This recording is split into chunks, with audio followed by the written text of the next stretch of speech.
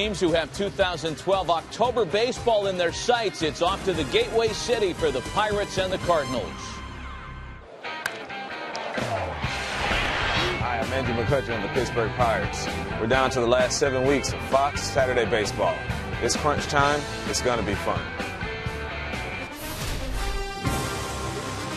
And how much fun it must be for Andrew McCutcheon having a great year for the Pirates going against the Cardinals. Both teams trying to get to the division and wild card, and they clash today on a beautiful afternoon and a big crowd here at Busch Stadium in St. Louis. Fox Saturday Baseball brings you this matchup. The Pirates 6.5 behind the Reds, who beat the Cubs moments ago. The Cardinals 8.5 behind, and the Pirates lead the Cardinals by 2 games for the second wild card. And welcome everyone to St. Louis. I'm Dick Stockton along with Eric Karros, and the Pirates halted a tailspin. They've won 2 in a row now, and the Cardinals have dropped a pair, but they've been here before. You know what happened last year, winning the wild card and then capturing the World Series. And, of course, Eric, who do you think are the horses who these teams expect to carry them the rest of the way? Well, right now, especially with Pittsburgh, it goes without saying, Andrew McCutcheon is the guy. The season ended today, and I know it doesn't.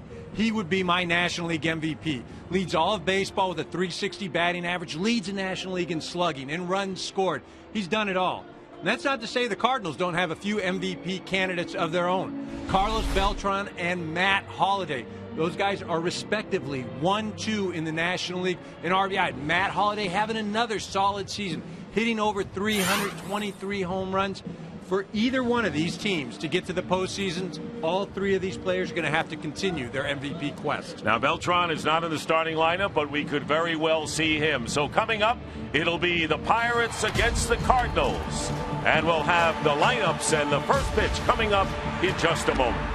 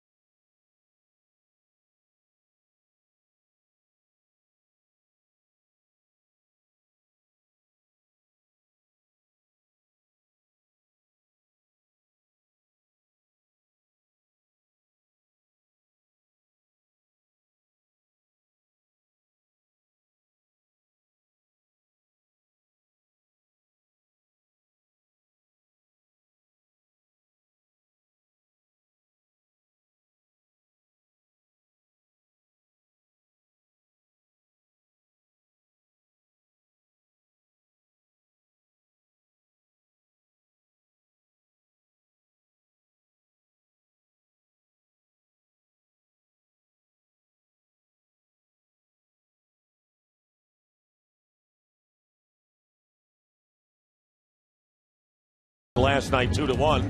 And here is today's starting lineup for the Pirates, brought to you by Taco Bell. Sometimes you gotta live Moss. Starling Marte in left field leading off. Jordy Mercer will be at second. Andrew McCutchen, the center fielder. Garrett Jones batting cleanup at first base. Travis Snyder will be in right field. Pedro Alvarez is at third base. Rod Barajas behind the plate.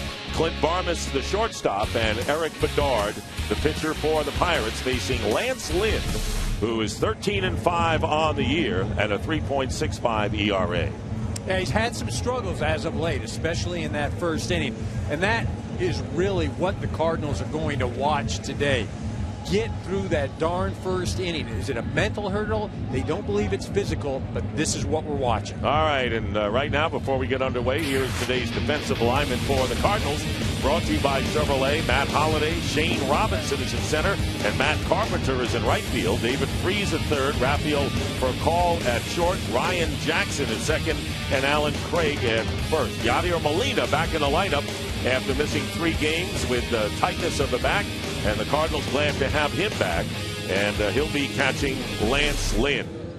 So ready to go here beneath the arch in St. Louis, and the opening pitch brought to you by Budweiser. Great times are waiting. Grab some Buzz. And as we mentioned, the Reds kept it going, and it's amazing what they've done without Joey Votto. 5-3 winners over the Cubs today as Johnny Cueto went 8 innings and extended his record to 16-6. Starling Marte leading off in left field, hitting .247, has 4 homers and 10 runs batted in. He's been the leadoff hitter in every game he started, which is all but one since he was called up late in July, and the first pitch, ball 1 from Lance Lynn. So it'll be Marte, Mercer, and McCutchen, the 3M starting it off for the Pirates. And a strike on the corner, and 1-1 to Marte. Pirates had lost 3 in a row and had a terrible homestand, dropping 7 of 11 games. And they were certainly reeling, but they've won 2 in a row, including last night's strange 2-1 victory. Yeah, strange 2-1 victory. Both runs. No RBIs, wild pitch and a pass ball for Pittsburgh. St. Louis again, 2 games now where they've scored a total of 2 runs.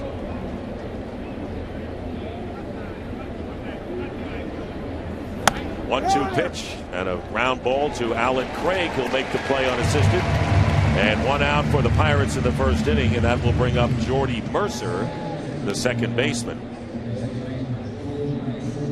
Cardinals have the same record they had a year ago at this time, 64-55, and they just want to get into postseason because they know what that means. Jordy Mercer hitting .159 with a homer and 2 runs batted in, has been up only 44 times.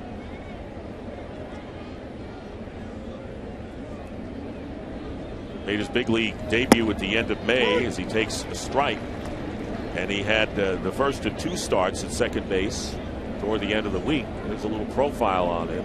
He's a Oklahoma native. Fly ball to center field. Shane Robinson is there. Quickly 2 down in the Pirate first inning, and Andrew McCutchen coming to the plate.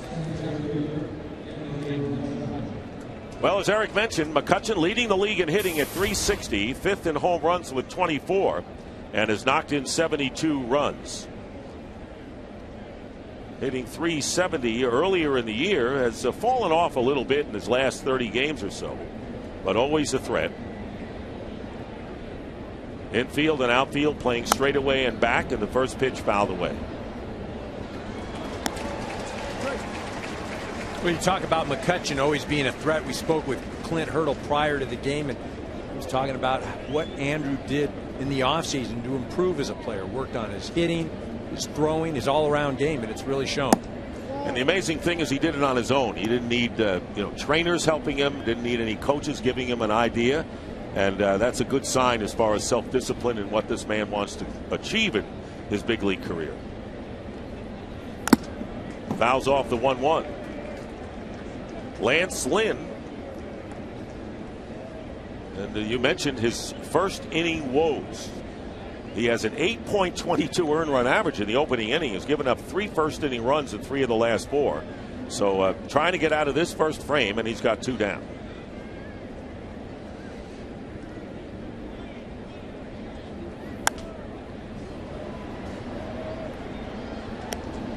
Well, and that's one of those things with Lance Lynn. It's not a physical issue. And I say it's not a physical issue. His arm's fine. He has great stuff. He throws dominant games. But it's been a mental hurdle to get past that first inning. That's why these next few pitches are so important. And he misses inside to count 2 balls and 2 strikes. So this is a very important start for Lance Lynn. Joe Kelly relegated to the bullpen. And there's been a little debate there as you look at the pitching coach, Derek Lilliquist. And boy, they had a great one here, didn't they, for so many years? And of course, still an advisor to this club, Dave Duncan. Count is full to McCutchen, 3 balls and 2 strikes. Lilliquist worked out of the bullpen in the days of Duncan, so he knows what this club needs. And McCutchen strikes out. And that's what Lynn is, a strikeout pitcher. He gets out of the first inning unscathed. 1-2-3. Cardinals coming up.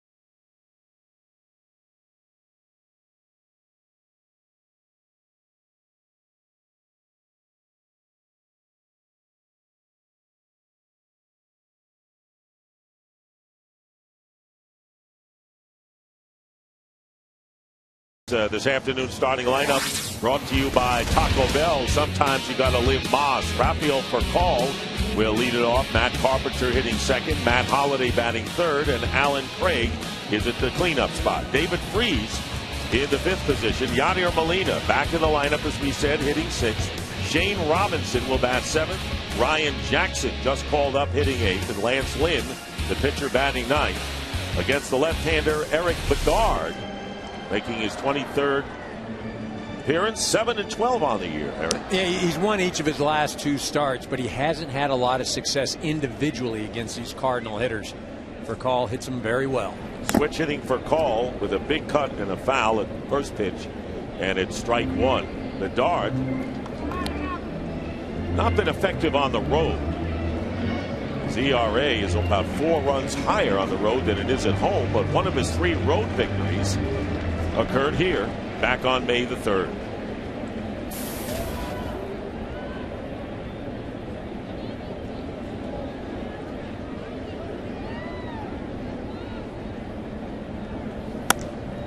Line drive to center field. McCutchen going back. Won't get this one. It's off the top of the wall. And slipping as for call. Rounded first, but he recovers and goes into second with a stand-up double to start the Cardinal first inning. McCutchen has great speed, and this one was hit solidly. Yeah, down in the zone for call, gets the bat out there. It's a warm day today.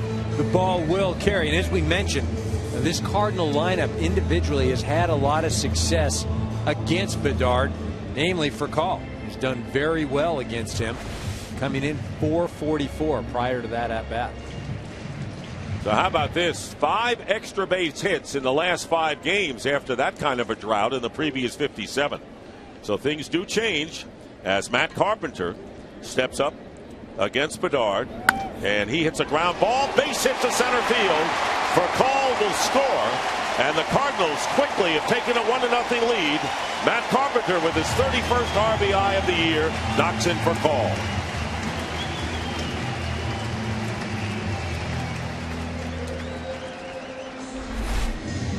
Matt Carpenter, the left-handed hitter, getting the start against Eric Bedard. He's had a nice season so far this year. And I think more important than anything, Mike Matheny told us before the game, the thing with this Cardinal offense, they need to get the big hit and then they get going. Well, we're only 2 batters in. They've got the big hit. They could have a high-scoring game now. And they have a pretty good guy at the plate here, Matt Holliday, who you profiled at the start of the game. 8th in the league in hitting at .306, 10th in home runs with 23. He's knocked in 81 runs. So here's Holliday with Carpenter on at first base. Fouls off the first pitch for a strike. Cardinals taking a quick 1-0 lead, so that equals the number of runs they have scored in each of the last 3 games. And again, Mike Matheny said it. He said we just can't seem to get that big hit, but then when we do, we just continue to roll. Yeah, he said we explode when we get that. This is an opportunity for him. Good pitch by Bedard in on the fists of Holliday, and the count no balls and 2 strikes. Matt Holliday having an MVP caliber year. Has gone over 20 home runs for the 7th consecutive season. And as you see, has had success against the left-hander. Alan Craig is on deck for the Cardinals.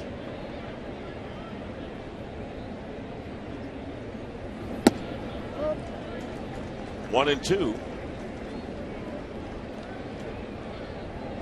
Well, the Cardinals without Albert Pujols for the first time in over a decade. Lance Berkman has been hurt, so Holliday has really had to handle the brunt of the middle inning power with Alan Craig and then of course David Freese. Nobody out. And the count now 2 balls and 2 strikes to Matt Holliday. Well, 4 players with over 60 RBIs on this Cardinal ball club, so they don't rely on just one player. And then talking about Yadier Molina, who doesn't have 60, but he's right up there with 54. So the production has been spread. And you can say the same for the Pirates, who also have 4 with that many RBIs. And Holliday strikes out, and that'll be the first out. Right now, let's take a look at the defense for the Pirates, brought to you by Chevrolet. Marte, McCutchen, and Snyder in the outfield. Alvarez, Barmes, Mercer, and Jones the infield. Barajas behind the plate. And this defense is 7th in the league coming in. So with 1 out and Carpenter at first, here's Alan Craig. Alan Craig batting .303, has 18 homers, 62 runs batted in. So starting from Carpenter, there are 5 straight Cardinal hitters who are batting .300 or better. 1-0 to Craig. Craig is 2 for 6 in his career against Bedard, but one of them has been a home run.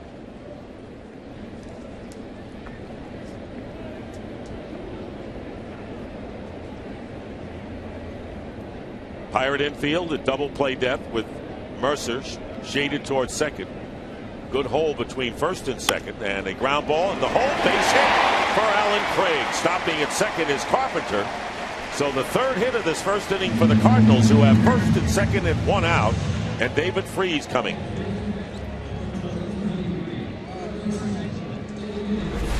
So here's David Freese as you took a look at that last pitch. See, Alan Craig just pulls that ball into the hole. But this is the situation that Mike Matheny had talked about prior to the game. Is you've got runners on first and second. David Freese, the guy you want up at the plate. They need the big hit here. They've got an opportunity to open things up right in the first inning.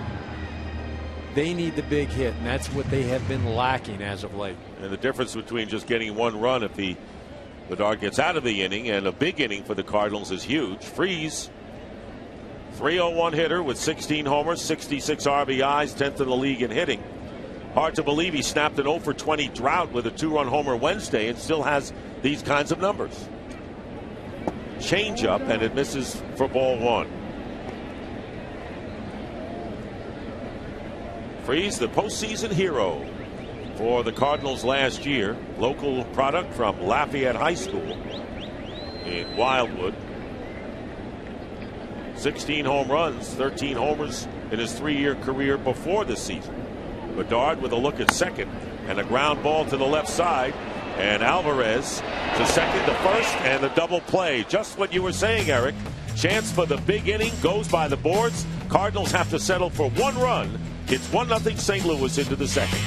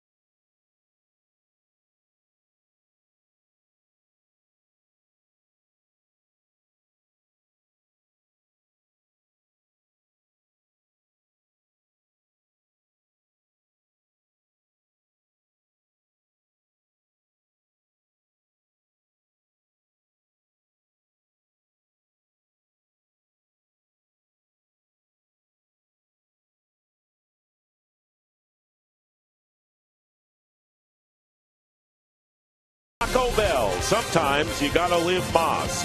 And by the makers of One A Day Men's, the official multivitamin of MLB. Well, the Pirates got out of that first inning, allowing the Cardinals only one run after there were 3 hits. And so Lance Lynn has the 1-run lead and will face the 4, 5, and 6 hitters of the Pirates here in the second inning.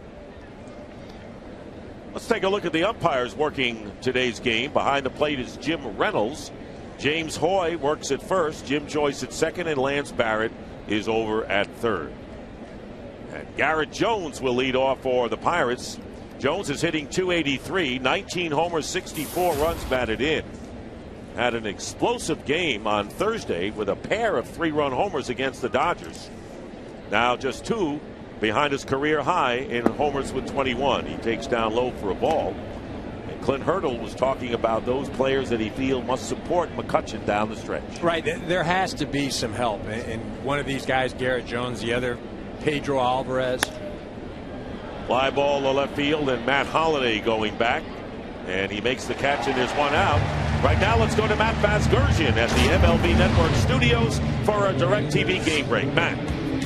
Dick, with a 100-mile-an-hour fastball, Aroldis Chapman puts the finishing touches on the North Sider. Johnny Cueto gets improving to 11-0 in his 13 daytime starts this year. Second in the Twin Bill on tap later on this afternoon. If you call yourself a sports fan, you got to get DirecTV. Call 1-800-DirecTV. Back to Dick and Eric in St. Louis. All right, Matt, thank you very much. And one away in the Pirates' second inning, and here's Travis Snyder, the right fielder. And the first pitch is a strike. Travis Snyder, dealt by the Blue Jays at the end of July to Pittsburgh. Hitting .333. This is his 46th time at the plate in a Pirate uniform. Has 1 homer and 5 runs batted in.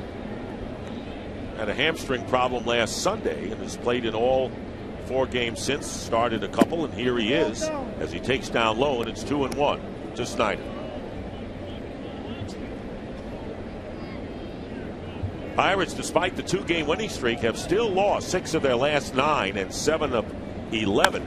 As this one is lifted out to left field. Once again, Holliday toward the line, makes the catch. 2 fly balls by 2 left-handers to the left fielder, and there's 2 out to Pedro Alvarez, the third baseman. Well, this is a guy right here, Dick, that I think that Clint Hurdle was really making a point prior to the game about somebody needing to step up and play to his potential. You look at the home runs, 22 home runs. He had a stretch a little earlier in the year where he was really carrying the club as far as power and RBIs. Clint would like to see that for this next month and a half. Hit one on Thursday against the Dodgers, his first since July the 22nd, and he leads all the third basemen in the National League with the 22 homers.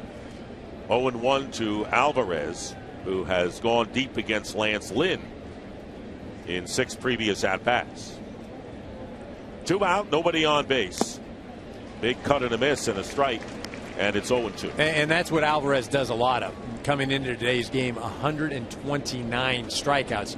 You see, that's nice. The 22 home runs right there leads the National League third baseman. But there are a ton of swing and misses. And takes down low. And, of course, Lance Lynn has been a strikeout pitcher. He has had 3 starts this year with 10 or more strikeouts.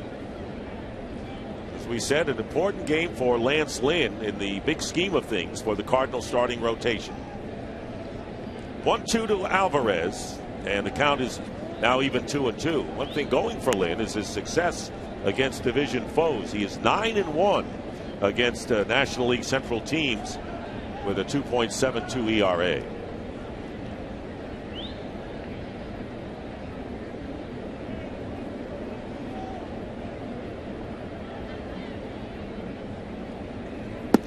Breaking pitch, missing outside, and the count is full to Alvarez with Barajas on deck for the Pirates. There's the veteran catcher. Lance Lynn, the 25-year-old from Brownsburg, Indiana. And breaking ball in for strike 3. Good curveball. And the second strikeout for Lynn, and another 1-2-3 inning. After an inning and a half, 1-0 Cardinals.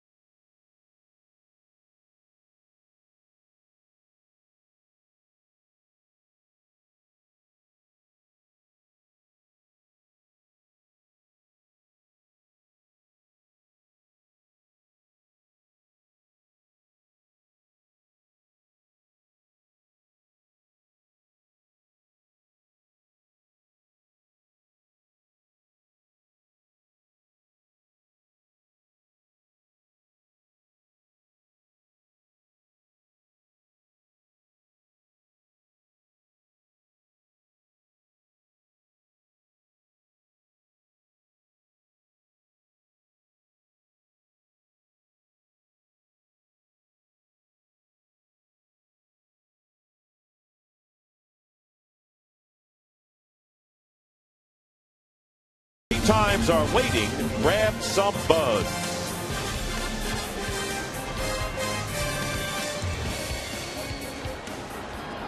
Well, the Cardinals reinforced with the return of Yadier Molina to the lineup.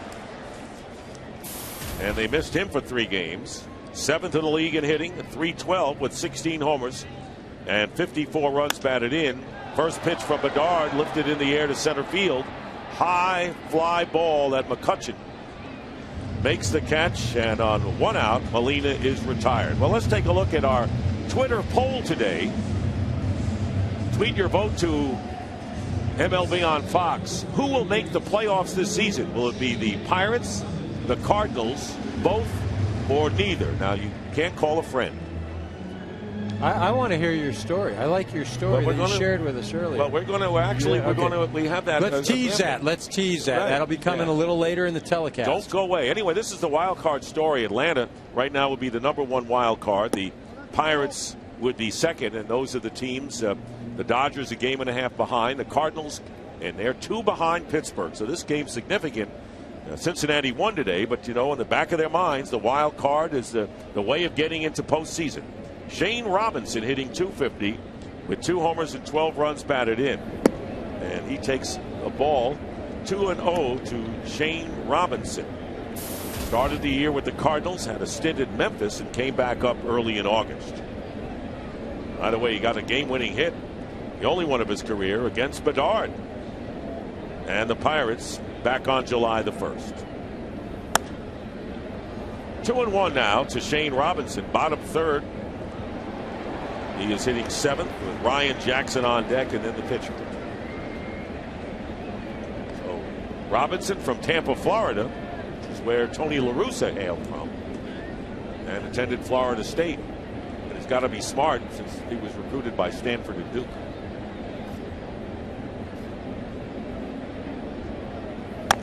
Chopped to the right side. Jordy Mercer makes the play, and Shane Robinson is retired. So Bedard gets the first 2 Cardinals here in the 2nd inning. And Ryan Jackson will come up. Made his debut last Saturday and still looking for his first hit. Been up 3 times. Came up from Memphis, where he had 10 home runs and has been effective against left-handed. He has. More known for his glove work, though, and getting the start today at second base because of the left-handed hitting Descalso, and then, of course, Skip Schumacher. First pitch is a strike. And talking with Mike Matheny, one of the things that a lot of times fans lose track of the fact that he's got to make sure in his roster that players don't sit too long. So he's got to get players in there and play them. And it's nice to make out the same lineup every day, but that's not really feasible. But you're not going to get to the postseason or win championships trying to ride 13 or 14 guys. You have to make that last man on the roster feel every bit as important as that number 3 hitter. You've got to keep guys fresh, because otherwise when you call on them, how can you expect them to produce? And that's what Matheny has in his lineup, several of those guys today. 2 balls and a strike to Ryan Jackson with 2 out in the 2nd inning. Cardinals getting a run in the 1st and missed an opportunity for more as the Pirates turned a double play to retire David Freese. Cardinals had 3 hits, including the leadoff double by Furcal. There's a call strike. 2-2 now to Jackson.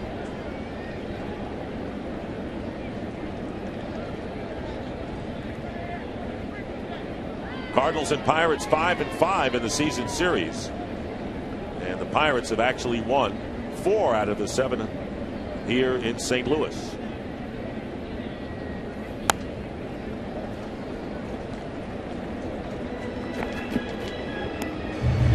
These guys are in a stretch right now where 6 of the next 12 games starting from last night are going to be between the 2 ball clubs. So they're going to see a lot of one another.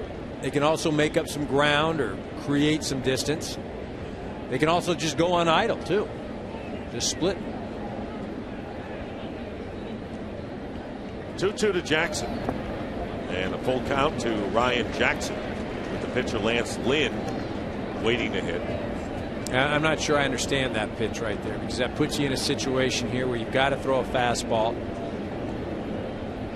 You'd like to put Jackson away, so then the pitcher leads off the next inning, and now you just put yourself in a situation where you can't afford to walk him. You've got to throw the fastball.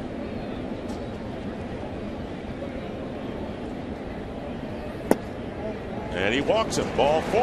So a 2-out walk to Ryan Jackson. First walk of the game by Bedard. And I want to remind you to go to SamsungPhotoHunt.com to upload your photos and learn how you can win MLB tickets and a Galaxy S3.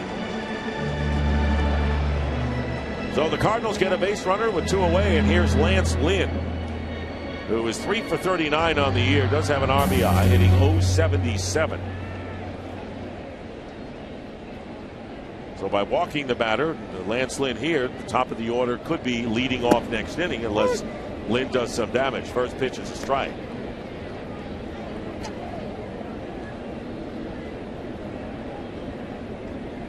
Been a long time since a Cardinal Pirate game or series has meant something after the All-Star break. First time the Pirates have had a winning record since the last time they had the winning record back in '92. That was a Bedard changeup foul back in its own 2. It sounds a bit, I don't want to say ridiculous to say, because it does make some sense, but when have the Pittsburgh Pirates played a meaningful series since '92 in August? I mean, it hasn't happened. Last year they had hoped to, but it didn't happen that way. They spun away, and there's a ball hit foul down the right field line. So the Pirates, one of the great surprise teams in baseball. There's no question about it. There you see the winning percentages. 92 was the last time they were in postseason.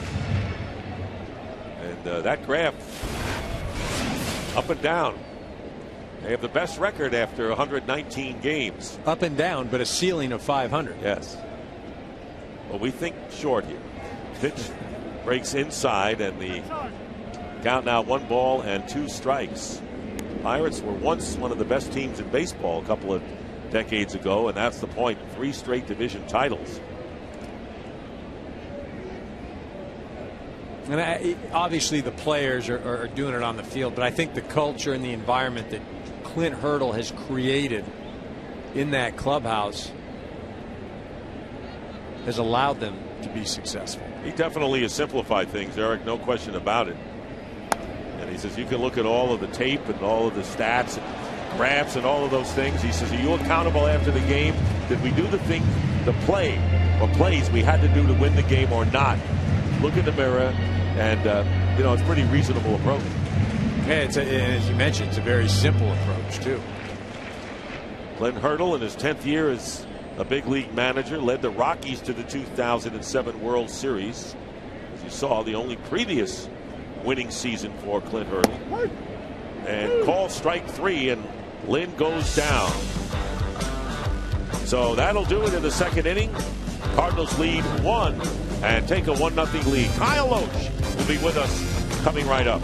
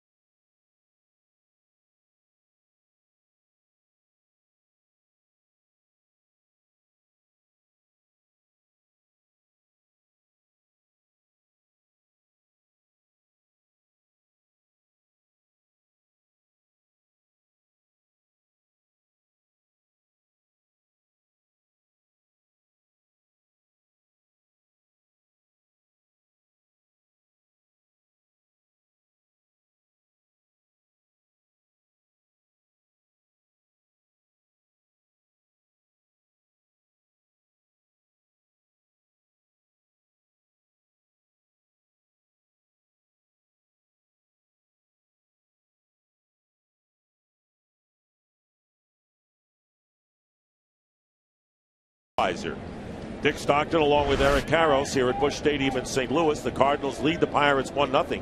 And the bottom third of the Pirate order facing Lance Lynn, Ron Barajas, Clint Barmas, and then the pitcher Eric Bedard.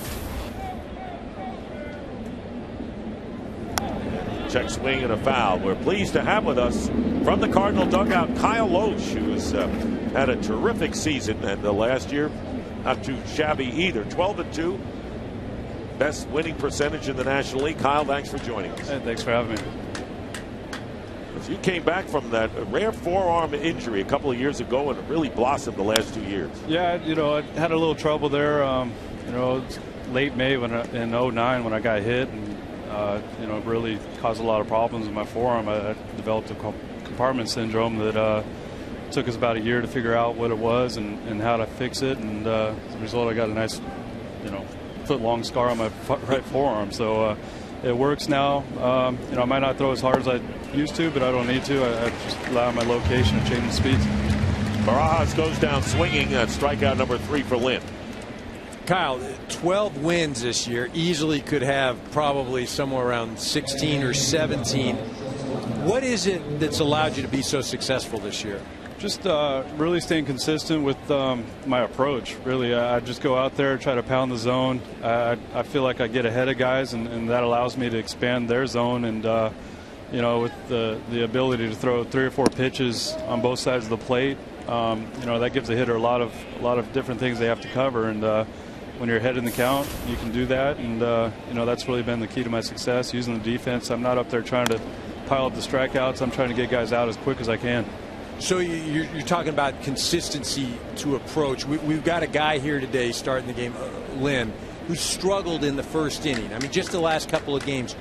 What would you tell him? Or how do you deal with that? We've talked about it. We got a really close-knit group around here, and he's a guy that is not afraid to ask questions and see what other guys think can help. And I've talked to him. One of the things I had to do earlier in my career was finish my warm-ups a little bit sooner and kind of treat my warm-ups as the first inning. Then I come in and sit down about 8-10 minutes. Some guys don't like having all that time in between that and the first inning, but I feel like I have that time to kind of reset myself, and that's one thing that I think maybe he's looked at trying. Clint Barmas with a base hit becomes a Pirate base runner, the first hit against Lance Lynn. And you mentioned something interesting as Eric Bedard, the pitcher, steps up looking to bunt, and they charge from third and first, taking down low ball 1. The clubhouse under Mike Matheny in the first year after all of the years with Tony La Russa. It's it's a lot the same, a little bit different. Just Tony's so intense. He's a big-time game planner. Not that Mike isn't. It's just Tony kind of has that different aura about him, and Mike's stepped right in there and tried to carry that same clubhouse culture over. And this year we're just as good of a tight-knit group. We have fun. We know when it's time to get down to serious business, but I think it's been a pretty good transition. I just wish we were winning a little bit more of these close games with them. Bunt is foul, and count now 1-2 to the pitcher. And of course, as you know, the Cardinals have been in this position before. Not that you want to just live on history, to be out of the wild card thing and trying to get in the postseason, but at least you have the experience of being here. Yeah, we got a lot of guys, from that team, and we know what it feels like to be down. We obviously don't want to be in that same situation, so we're trying to take care of this a little bit sooner than we did last year. It was a little bit too much. Wait until the last game of the year to find out if we were in or not. But it was a good experience being able to do that, and we got a lot of young guys that realize that we're never out of it, and we can battle back and get in this thing. So Kyle, what do you have to do, or if you're looking at the ball club, what do you guys need to do to get to the postseason in this next month and a half? I think you look at our record in these close ball games, and it's just a matter of maybe that 1 or 2 things in a game that we can do to tip the scales in our favor, and whether that be executing a good pitch or maybe taking it at bat. Not that our guys are giving any bats away, but just maybe get a little lucky every once in a while and having some of those hits fall in. Last night we had another tough one, and our guys all in the ninth. I mean, Matt Holliday flew out to the track. Pascalso made the last out on a line drive to center, and it's just it's one of those things where maybe just need a little luck fall our way, and we'll get on a roll here. All right, Kyle, thanks for joining us. Great to talk to you. Continued success. All right, thanks, guys. Thanks, Kyle. Kyle Lohse, Cardinal right-hander, with a 12-2 season and a 2.61 earned run average. 6-0 since his last loss on June the 15th. Starling Marte with 2 out and Barmes on at first base. And the count 1-0 to Marte, who bounced out to the first baseman Alan Craig to start the game. And Eric, it must be something to be on a staff with the likes of Adam Wainwright, Chris Carpenter, and the guts and the way they work. Bunt in the air foul. Well, I think one of the similar characteristics that all of these guys have, you forget the physical ability, but the mental approach and that grind, and that it's a combination of great talent, but also that I'm going to work and I'm going to work and I'm going to work. And that's when you get the superstars. That's where you get the successful seasons. And I think they all just kind of feed off of one another. 1-1, Lance Lynn with Barmes on at first base. Loop single to right field, the first base runner, and base hit for the Pirates in this game, and the pitch inside hits Marte, and he'll trot down to first base. So the second base runner this inning for the Pirates, and they have runners at first and second with 2 away. See, this pitch just runs in, hits Marte right on the thigh. I think Lynn just trying to bust him in, establish that inner part of the plate. That's the 7th hit batsman for Lynn, leading the Cardinals in that department. He's also surrendered the most home runs with 13. And now facing Jordy Mercer, who fly to center field his first time. So the Pirates have the tying run in scoring position, and Clint Barmes with 2 out. Breaking pitch is in for a strike. Lynn struck out the final hitter of the first inning. Got the Pirates in order in the second by getting Alvarez on strikes, and has struck out 2, including Bedard trying to bunt with 2 strikes here in the third. 1-1, the count to Jordy Mercer.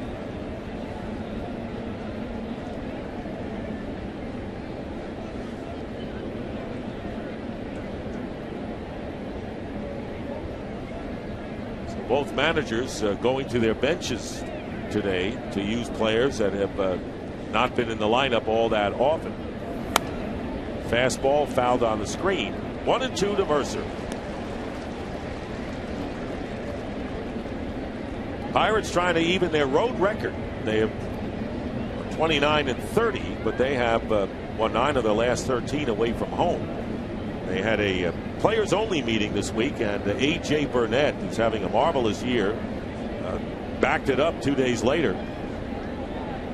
Or actually the day later. They lost that day to the Diamondbacks, and the Dodgers, that is, and then they won the next day, preventing the Dodgers from sweeping the Pirates in their season series. And wasn't a work of art, but he was the true stopper in that game. No, that was a must-win game for him on that Thursday, and Burnett came out and threw a great ball game. The only suggestion I'd have, when you call a players-only meeting, you make sure you know who's pitching for the opposing team that day, and it was Clayton Kershaw.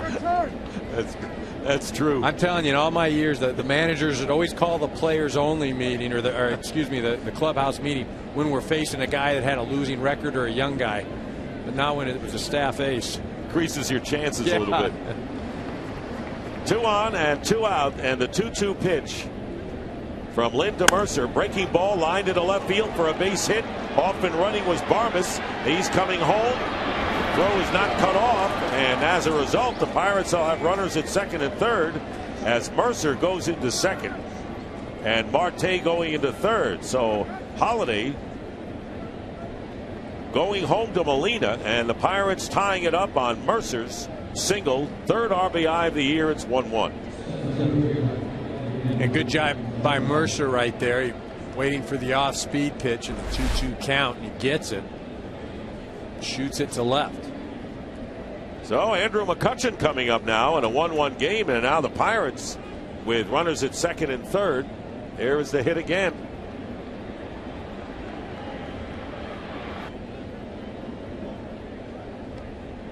See Molina trying to block the plate, but Armas in there well ahead of the throw.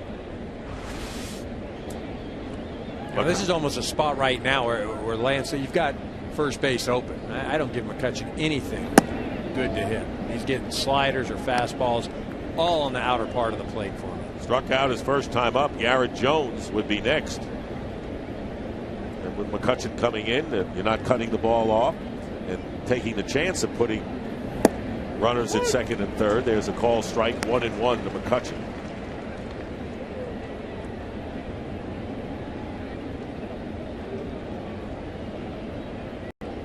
You're right. That was a big victory by Burnett, and then they followed it up by winning last night in the start of the series. And now Lynn is ahead of McCutchen, a ball and 2 strikes. Pittsburgh's, although they've struggled in their last 7, 8, 9, 10 games, they've had a couple must-win games. And in 3 of those instances, Sunday against the Padres, Thursday against the Dodgers, and last night, they've answered the bell.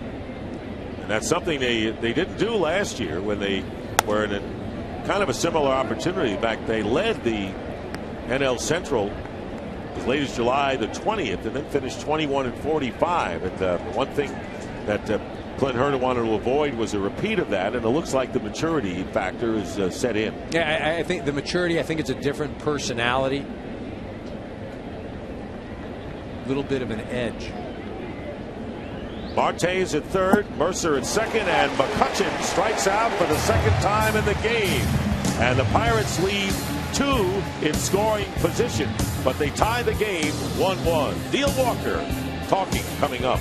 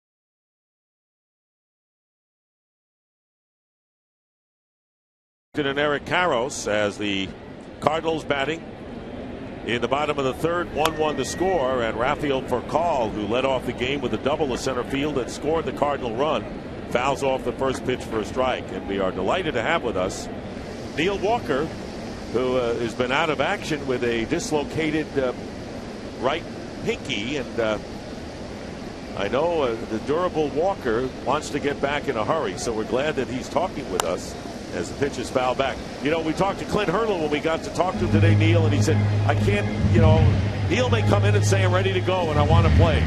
How close was that? You know, it's when it first happened, I was, you know, obviously in shock when you look down at your fingers in the shape of a Z. But you know, I want to be back as soon as I can, and I took some swings today for the first time, and it really wasn't too terrible. And I obviously switch hit, and the right side was a little bit easier than the left side. But as far as the swelling has, you know, subsided pretty well. It's been pretty positive the last couple of days. It hasn't even been 72 hours yet. So since it occurred, so I'm pretty positive about how how quickly I'm going to be able to get back. 1-2, and the count 2-2 for call. So Neil, you guys are right in the thick of things this year, and you were last year at the end of July. What is different about this team this year as opposed to last year?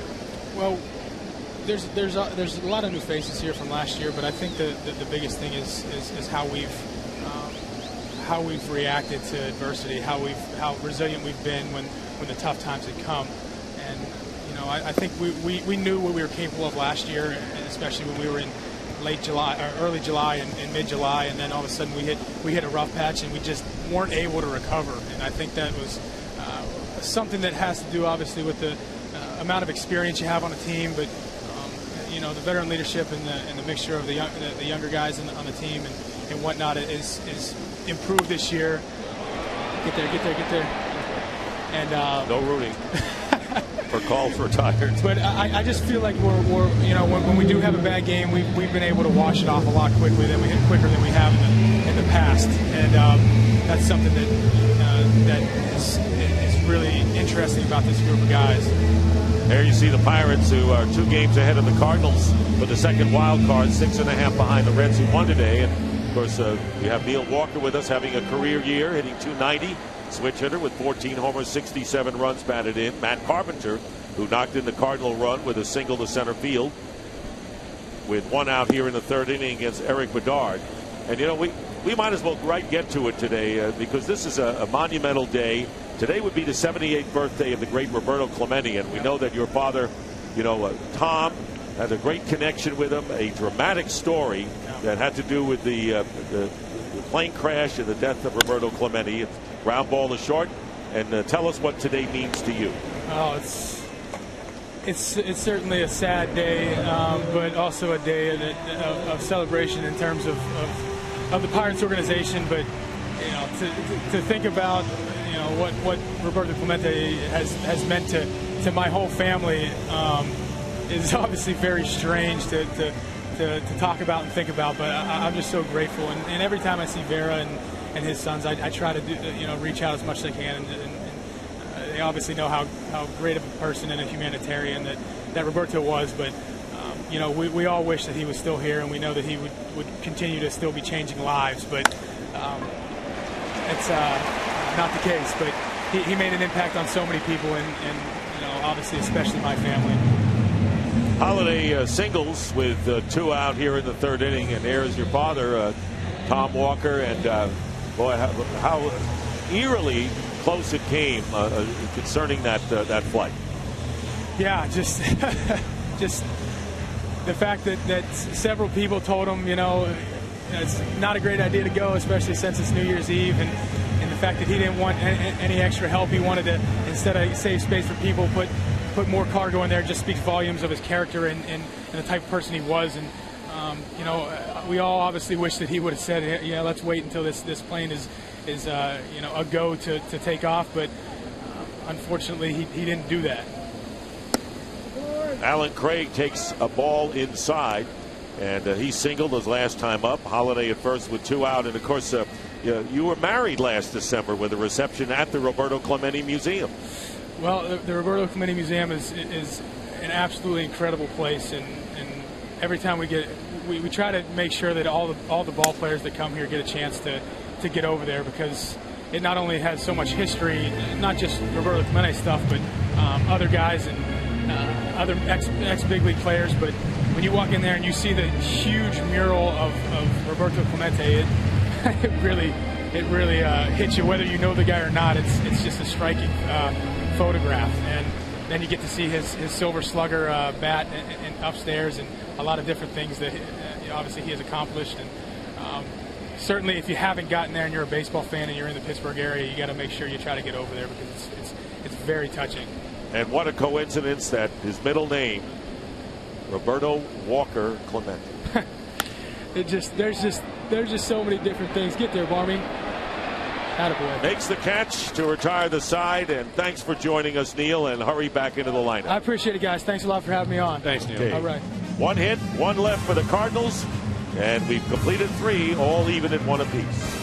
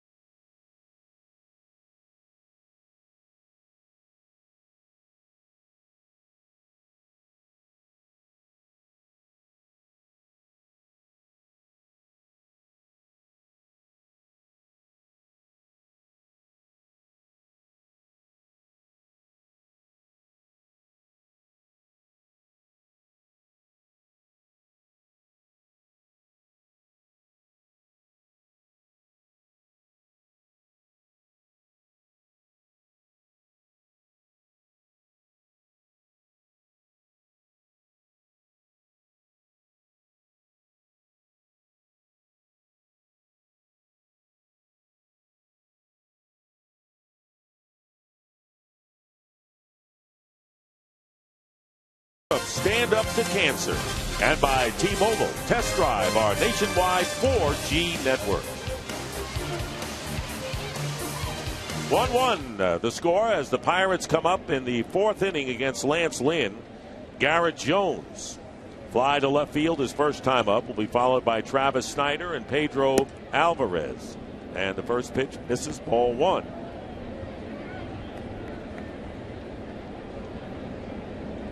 Interesting that these teams playing today. Walker, of course, is hurt.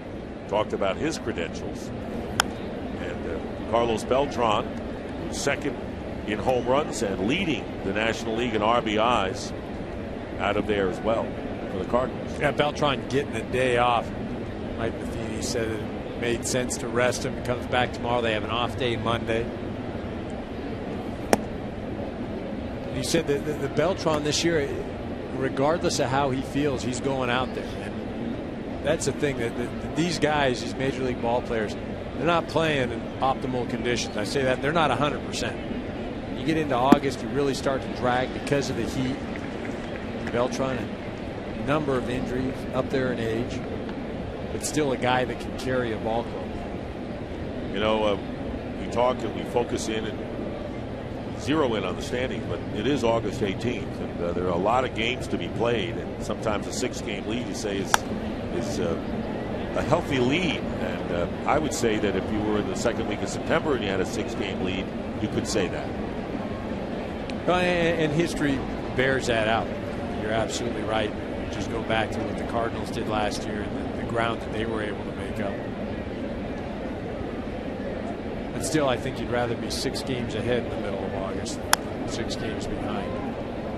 And it takes away the urgency, really, of every day you go out. And like as you said, you could win a game and then the team ahead of you wins the game. So you're just treading water at that point. That's why when you look at division races and wild cards, it is always better to have one team you have to pass. Even if you have more of a gap than you do, if you have several teams, as McCutchen goes down, and that is the 5th strikeout. Garrett Jones is out, 1 out. Right now, let's go to Matt Vasgersian at the MLB Network studios for a DirecTV game. Dick, Boston and New York, the Red Sox started play 13.5 behind first place New York. Adrian Gonzalez doing his best to try to cut into that. His 8th home run since the All-Star break. The visiting Red Sox on top in the 4th. If you call yourself a sports fan, you got to get DirecTV. Call 1-800-DirecTV. Back to Dick and Eric. All right, Matt, thank you very much. And boy, what a soap opera that is going on in Boston these days, starting from the front office, trickling down into the clubhouse. Travis Snyder fly to left his first time up with 1 out facing Lance Lynn. So 25 different players have been on the disabled list, and a lot of times people can point fingers and you're losing some big players, and that may be the key of all those things. Well, it is, and you look at the 1-loss record, and that dictates everything. If they're winning, then you probably don't have all of this complaining to the media and the bickering and he said, she said, and meetings and all that sort of thing. And the bottom line is they just have not been able to produce on the field. They've had some guys, you could talk about the disabled list, but quite frankly, there have been some guys that they were counting on this year that haven't produced as they have in the past. Pitching is everything, and of course John Lester, Josh Beckett have had off years for whatever reason, and those two were counted on to be the bellwether of the staff. Yeah, the pitching hasn't been there. Remember their closer, Andrew Bailey goes down in spring training. Crawford not around, Ellsbury on the DL, Gonzalez not starting off well. Ball 4, and Travis Snyder draws a walk. And that is the first walk issued by Lance Lynn. Here is the American League picture. Yankees, White Sox, and Rangers are the division leaders. Right now, the Tampa Bay Rays would be the first wild card, but right behind them, the Orioles and the Tigers would be even. And now you see the other battles with Oakland, the Angels, and the Red Sox. Hard to believe the Angels. Everyone thought they would be the team. Right. Funny you mention that, because I was just thinking the same thing, that the Angels are the ball club that everybody in baseball is expected to just take off. And a lot of people, after some of the acquisitions they've made at the trade deadline, picked them as the World Series winner. And they just haven't been able to get any kind of momentum yet. Alvarez struck out his first time up. Lynn's misses outside. Lynn has struck out 6, has given up 2 hits. The RBI single by Jordy Mercer in the 3rd inning. And Molina out to talk to Lynn.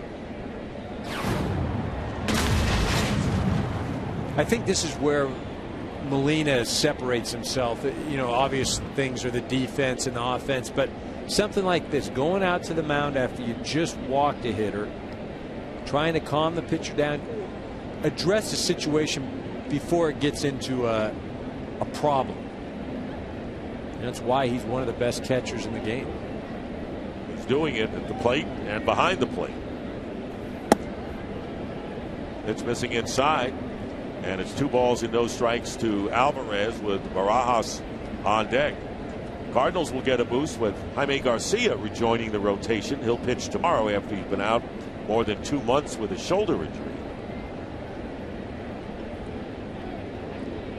Lead at first by Travis Snyder. 1 out here in the Pirate 4th. And now trying to go inside and outside, and Lynn missing both times and now falls behind 3-0 and in danger of walking his second straight hitter. Well, and you've got to be careful here. You just can't lay one down the middle. Alvarez obviously has the ability to hit one out of the park, but even so, you maybe take a pass here and go after Barajas, which is what he did. Second straight walk, and Barajas, who struck out his first time up, will be coming up with runners at first and second and one away. And Lilliquist going to the mound to talk to his pitcher, Lance Lynn, who made his Cardinal debut last June and was very successful coming out of the bullpen. He had a 2.22 ERA, averaged 12 strikeouts per 9 innings.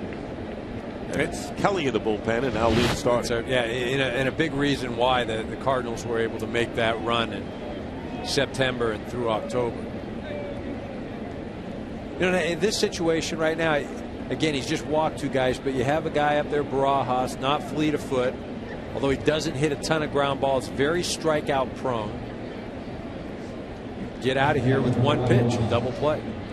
So the veteran Barajas with Snyder at second and Alvarez at first. 14th year in the big leagues for the catcher. First season with the Pirates. Journeyman has been with 7 teams now, and the first pitch inside for ball 1. Clint Barmas is on deck for the Pirates. Lynn retired the first 7 men he faced and then issued a run last inning. Single hit batsman and a Jordy Mercer single tying the game. There's a strike. It's 1-1. Lance Lynn, who attended the University of Mississippi and was a strikeout king there, and then was the Cardinals minor league pitcher of the year in 2009.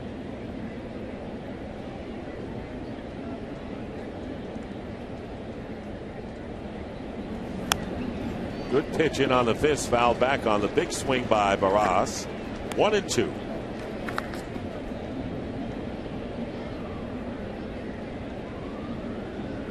So we see where Barajas is most effective at the plate.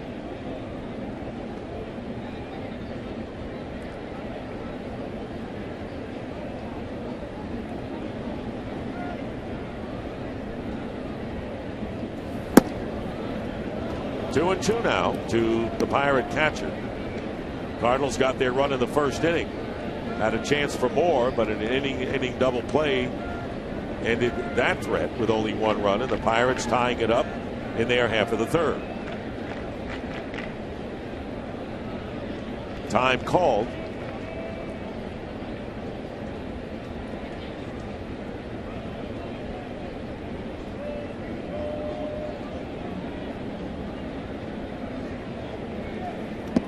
That's down low and a full count. 3-2. Clint Barmas on deck for the Pirates. He got their first hit with 1 out last inning. And now 70 pitches thrown by Lance Lynn. Well, and the off speed got him in trouble against Mercer earlier, who had the base hit to left. Here, unable to get that 2-2 pitch over the plate. You basically got to throw a fastball here. He got it and fouled back.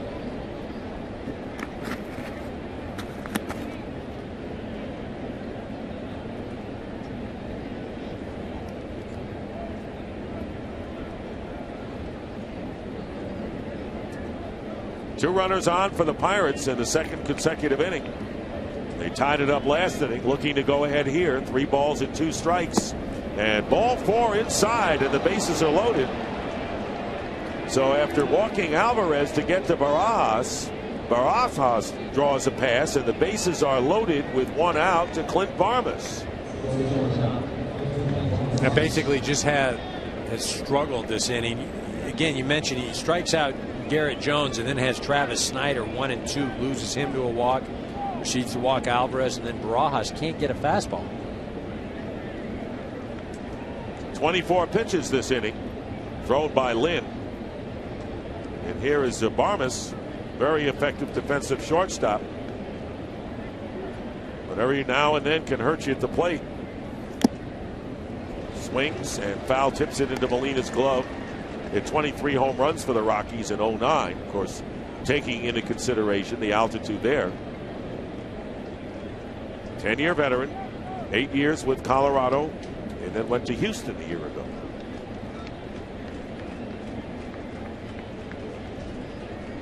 Oh, and 1 to Barmes, the number 8 hitter, and the pitcher Eric Bedard is on deck. Breaking ball, and Molina has to get into the dirt to stop that one. And that's been the problem. Has not been able to throw that breaking ball for a strike. You see Molina's either blocking it or trying to keep it in front of him, or it's a ball.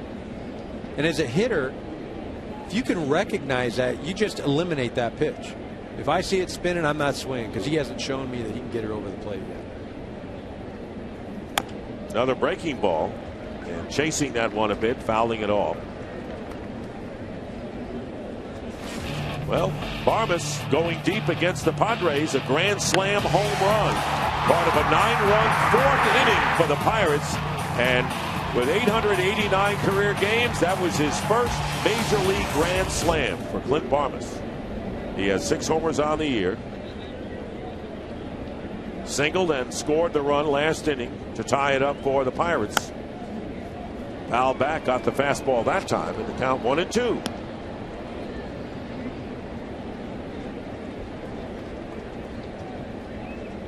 Well, as a hitter right now, all you do is, I shouldn't say all you do, but you'd like to you spread your feet a little bit, and all you're doing is trying to make contact. You're trying to put the bat on the ball, just shoot it somewhere. You don't need to worry about it driving the ball. And Lynn missing all over the place now. Count is 2-2. Again, an off-speed pitch right there. It just doesn't seem to have any command of any of the secondary pitches today. Molina went out to the mound, and then shortly after that, Derek Lilliquist as well tried to settle him down. 2-2 pitch, strike 3. And Barmes lingering at the plate, wondering about that one, but a big strikeout, 7th of the game for Lance Lynn. Well, you see how he goes after Barmes. Barmes helps him in that first pitch, just kind of waves at it. There's that off speed out of the zone. He goes after that one. That's a borderline off speed pitch. Fastball. And we try and go in there with off speed, and then that's not where he wants that pitch. You know, he wants that pitch, Molina, low and away. This thing just backs up. Probably not a strike, but gets the call from home plate umpire Jim Reynolds. So Eric Bedard with the bases loaded and 2 out now. 0-1 to Bedard, who tried to sacrifice with 2 strikes and fouled it off for the strikeout in the 3rd inning. Chopped foul, and it's 0-2 to the Pirate pitcher.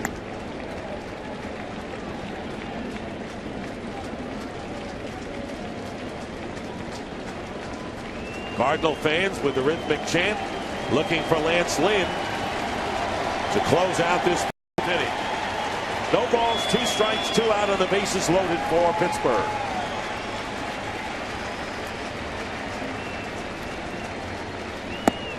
Strike 3, fastball, and he's down. So Lance Lynn walks 3 in a row, but he also strikes out the side, leaves the bases loaded, 8 strikeouts in the middle of the 4th, 1-1.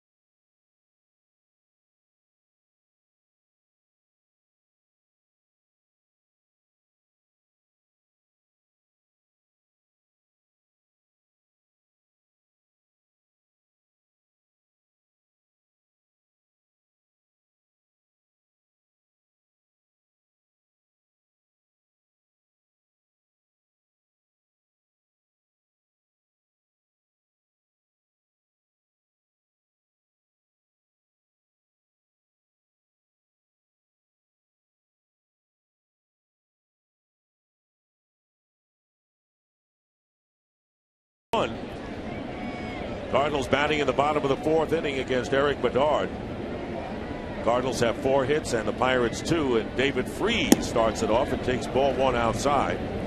Freese bounced into an inning double play in the 1st inning. Cardinals were looking for the big inning then, had scored a run and had Alan Craig at first and Carpenter at second when Freese hit into the 5-4-3 double play, and the count 1-1. Yeah, that was the big at-bat so far for the Cardinals. And again, it illustrates, the struggles that this Cardinal offense has had. You just look at the raw numbers, you go, man, these guys are just blowing people out of the water. But they've had games where they score 8, 9, 10 runs, and they'll come right back and score 1 and 2. Well, the scoring differential leads the league. But that's not always what it's all about. It's winning the 1-run games, and that's where the Cardinals have struggled. And especially the last couple of games when they've lost 2-1. They are 11-21 in 1-run games. That's 14th in the National League. 2 balls and a strike to Freese with Yadier Molina on deck. There's the off-speed pitch missing away, and it's 3-1. Cardinals looking to get the leadoff man on here in the 4th inning.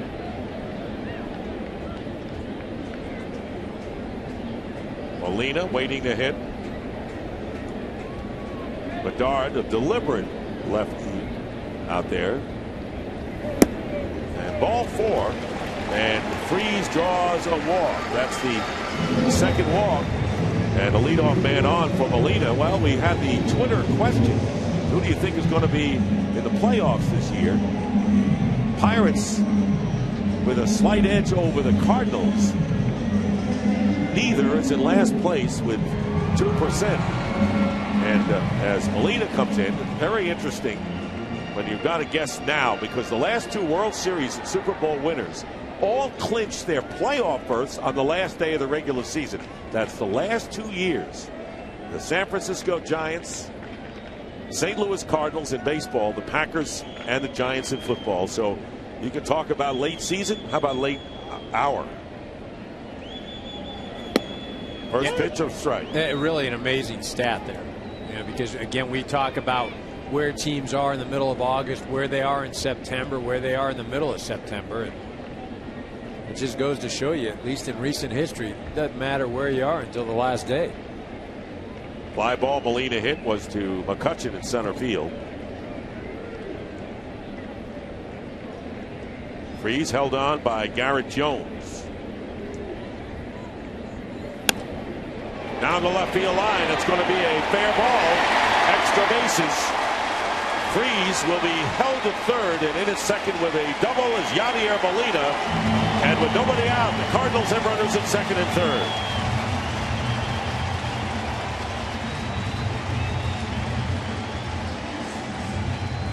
Well, Molina's missed the past few days because of a sore back. So if you're the opposing team, you're thinking, maybe the rotational component is probably still a bit restricted. Let's try and bust him hard inside.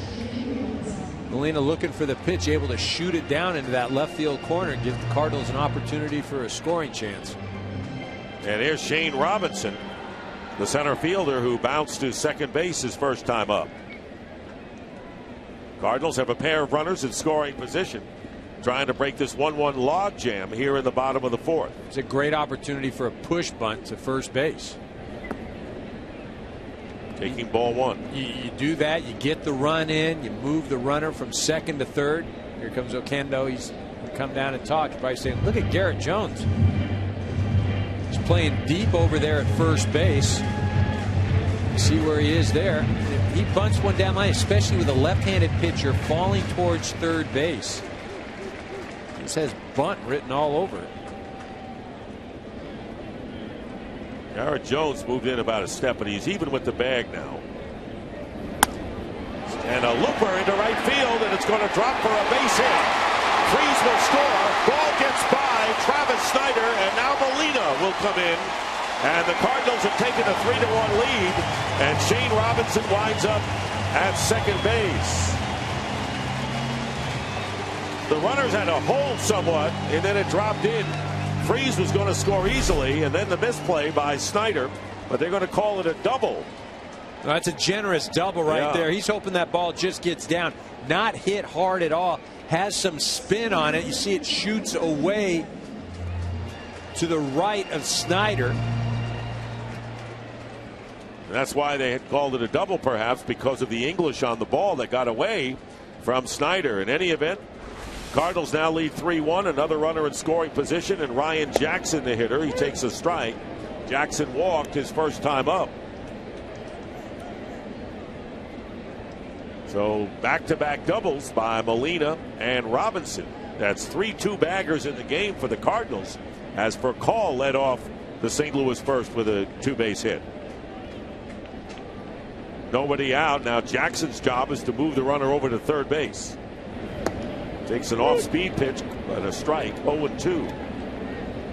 I think if I'm the hitter right now, I'm going up there trying to drive him in. I've got the pitcher up on deck next. I'm not so sure that I'd want to give away an at-bat. Got to put the ball in play, though, now.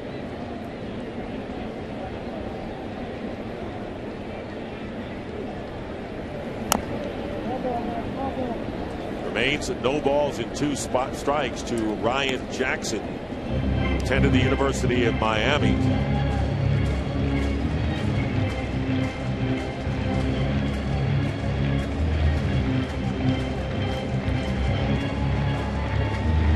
Drafted by the Cardinals in the 5th round back in 2009. And still looking for his first major league base hit. 2 runs in for the Cardinals. They lead 3-1. Nobody out. Runner at second, and trying to go to the right side, and fouls it off, and it remains 0-2.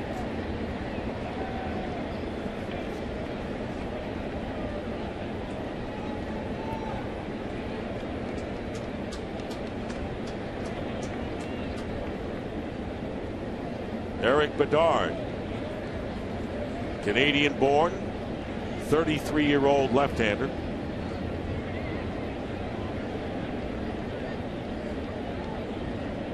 Ahead on the count, 0-2, and it's line drive back to the mound. They get the double play.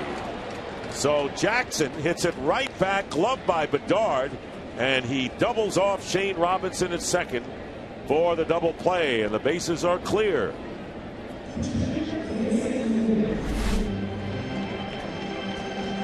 Not much you can do if you're on second. He takes a 1 step, gets him out there to dry. But again, a ball hit that hard up the middle. Not much you can do as a runner. You're trying to get that secondary lead. So Lance Lynn took a called 3rd strike in the 2nd inning. 0-1 to Lynn. So that's the 2nd double play that the Pirates have executed. One ended things in the 1st inning with runners at 1st and 2nd. And then with a runner in scoring position here, the line drive back to the mound. And another runner in scoring position is erased. And the count now 0-2.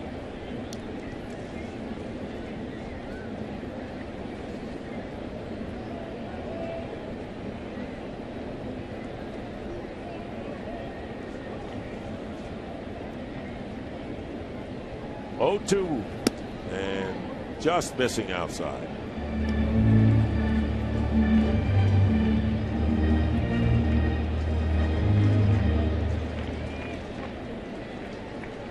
One ball, 2 strikes. Base is empty. 2 runs in for the Cardinals here in the 4th inning on Shane Robinson's 2-run double. And strike 3, and that'll do it. 2 runs for the Cardinals. Starling Marte coming up.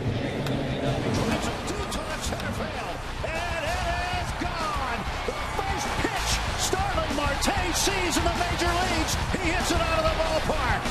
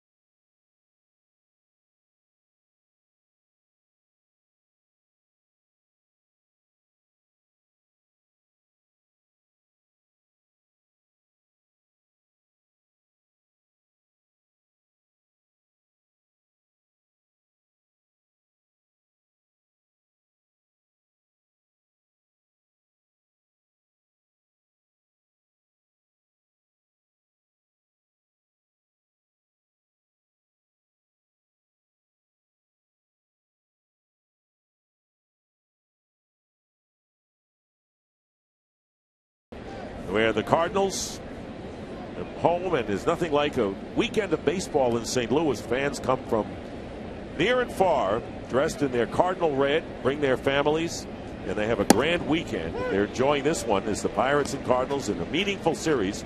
Starling Marte leading off and taking strike one from Lance Lynn. Marte has bounced to first and was hit by a pitch and was stranded at third. Tries to bunt his way on. Good bunt. Freeze with the throw. Not in time. Freeze did everything he could do, and Marte laid down a textbook bunt, and he's aboard with nobody out. Yeah, great bunt. And this is why the Pittsburgh Pirates love this kid. He's got power. He's got speed. Pretty good aptitude right there, except for the running down and looking back about 3 different times. But that just shows you what kind of speed he has. But this inning's so very important for Lynn because the Cardinals just answered 2 runs. They've got the lead. They've got some momentum. You've got the top of the Pittsburgh lineup at the plate. You want to get your guys back in the dugout. Shutdown inning for Lance Lynn. Yeah. And Jordy Mercer, who fly to center and knocked in the tying run with a base hit to the left in the 3rd inning. Throw to first base. Marte has 4 stolen bases in 5 tries this year. The Pirates coming in last in the National League in stolen bases. The lead by Marte. Led the Eastern League in hitting last year. There's a strike right down the middle, and it's 0-1 to Jordy Mercer. And on deck is Andrew McCutchen. Cardinals begin bullpen activity. Barrett Browning, left-hander, has gotten up.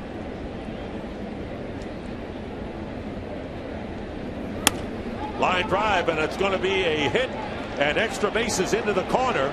Marte will be waved home. The ball getting away from Holiday momentarily. Marte scores, and into second with a double is Jordy Mercer, and it's now a 3-2 game. So the Pirates coming right back. And for Mercer, his second RBI of the game. You look at this pitch, Dick. Again, it's just off speed over the plate. And that's where he's just struggled today. I mean, this thing has no break to it, just kind of spins up there down the middle part of the plate. And if anything today, Lance Lynn, he just hasn't had control of that. You see Matt Holliday going after it, doesn't really make a difference. That was a double anyhow. Marte was going to score first with his speed. So now the runner at second is Mercer, who's 2 for 3 with a single and a double and 2 RBIs. And Andrew McCutchen swings at the first pitch and pops it up to the right side of the infield. Alan Craig makes the catch for out number 1. So McCutchen has gone quietly in his 3 at-bats, striking out the first 2 times and now popping up on 1 pitch here in the 5th. And it's okay to make an out, but you want to make a productive out right there. And that was a situation where you don't get the runner over to third base. You need to do that in that at-bat. Garrett Jones, the hitter, has flied to left and has struck out, and Mike Matheny coming to the mound.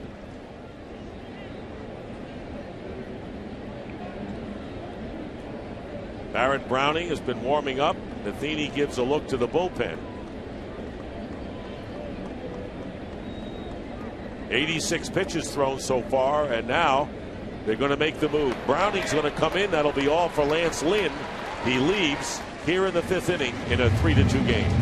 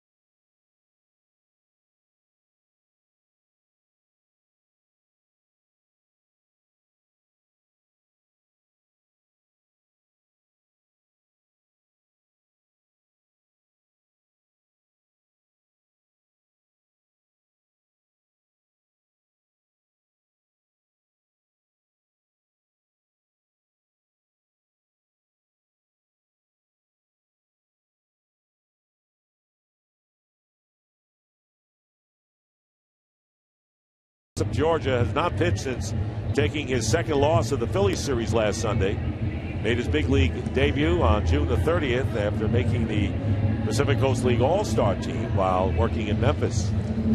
Placing Lance Lynn, who goes 4 1/3 innings, responsible for Mercer at second, and this being the 5th inning, his team is leading, cannot get the win. No, he can't get the win. He's got to be frustrated with that. But Mike Matheny has said all along that they play each and every day for that specific game. And right now, he's got an opportunity to win this ball game. This is an important situation right now. You got 2 left-handed hitters coming to the plate. Got to bring in the lefty. I take that back. You got 3. You got Alvarez. Right. Garrett Jones right now. Jones flied out and struck out.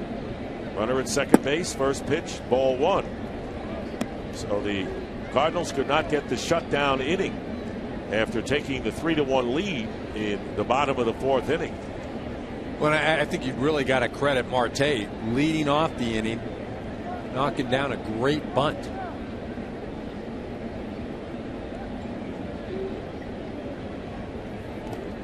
And the ball goes past Molina all the way to the backstop. And Mercer will advance to third.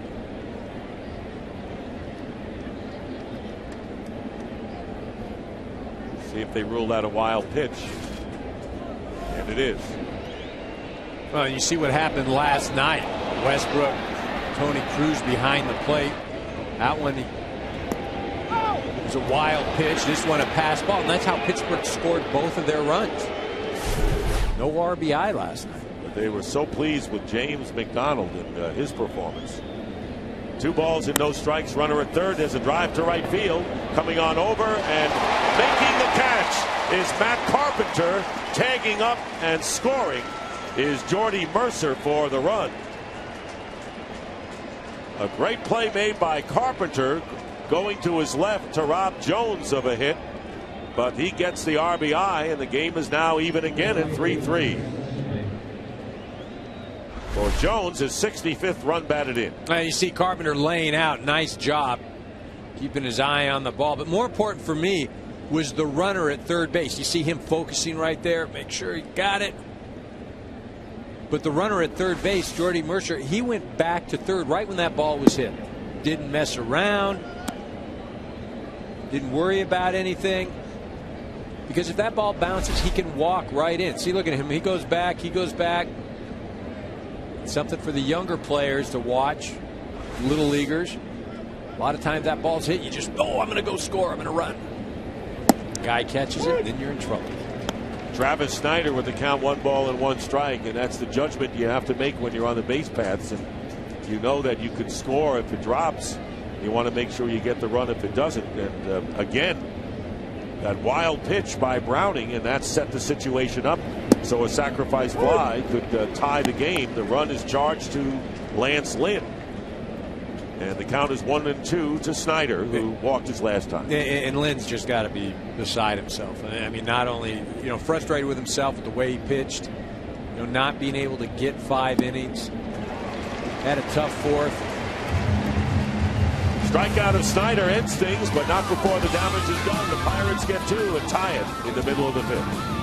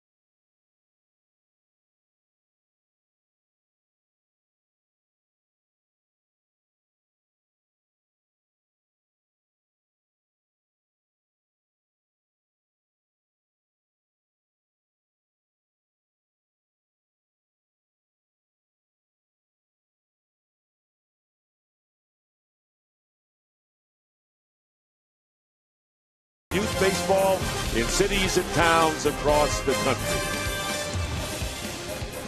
Stan the Man. Stosh, who is a native of Denora, Pennsylvania, suburb of Pittsburgh. Ground ball by Furcal into center field for a base hit. So Furcal, leading off the 5th inning for the Cardinals, has his 2nd hit of the game. Had a double in the 1st and scored a run. So it's can you top this? The Cardinals take a 1-0 lead in the 1st. Pirates tie it in the 3rd. Cardinals get 2 in the bottom of the 4th. Pirates tie it in the 5th. Well, and Bedard basically in the same situation that Lance Lynn was last inning. His team's got some momentum. It's tied the ball game. You're facing the top of this Cardinal lineup. Your job, get your team back in the dugout. We'll see how he fares. Matt Carpenter with the RBI single, knocking in Furcal back in the 1st, grounded to Barmas at shortstop. Pirates in double play depth here with nobody out and the lead run at 1st here in the 5th. Eric Bedard squaring the bunt, taking a strike is Carpenter with Matt Holliday on deck.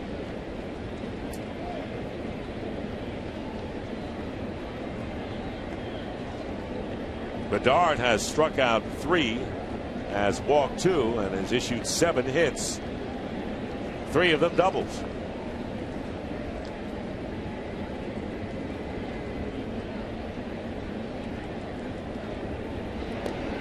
Furcal, who has 12 stolen bases, like he was leaning a little bit.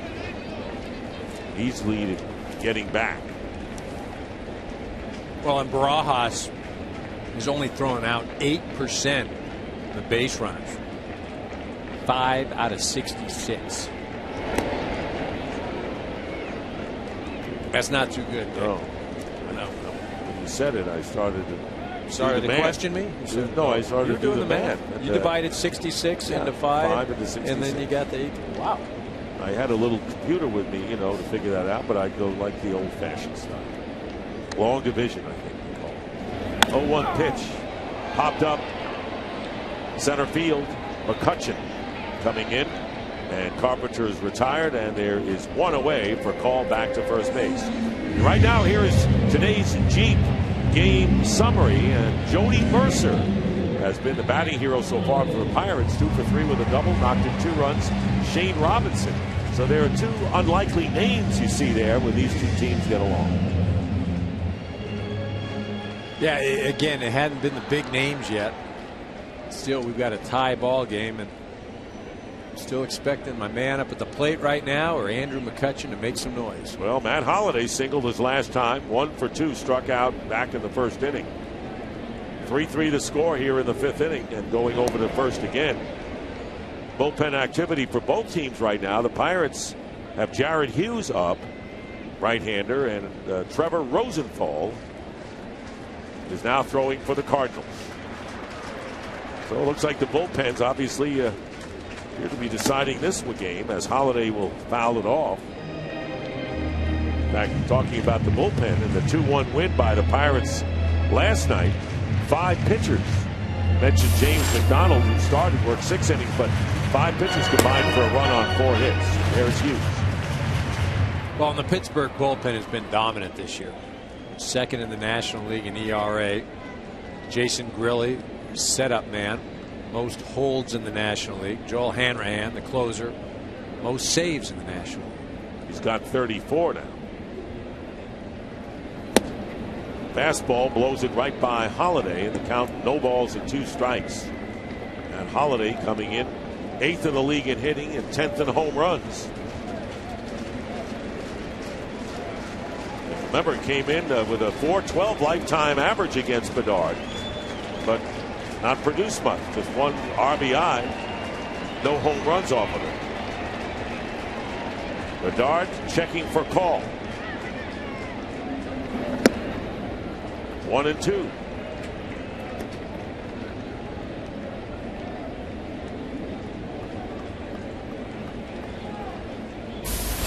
Alan Craig on deck.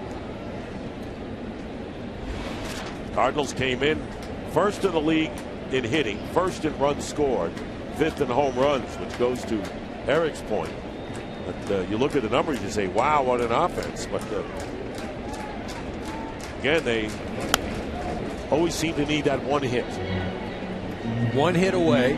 It's like Mike Matheny told us. They put up 7, 8, 9, 10 runs in a ball game, and they'll throw out a 1 or a 2. And he says it's not like they're consciously looking to the next guy to do something, but that's what it appears to be. There's so many guys in this lineup that do damage and have the potential to do damage. Sometimes you have to take it upon yourself.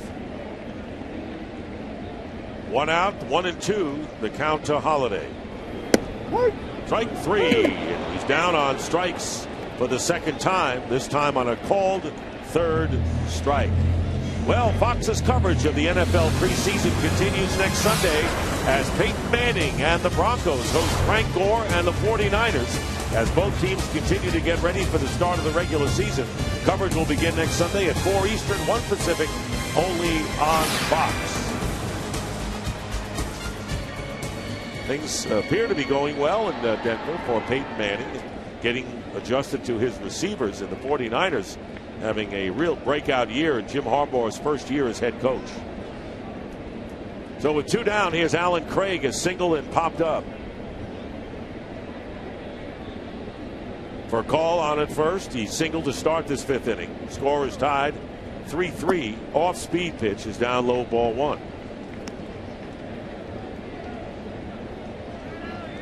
Bedard now with 4 strikeouts.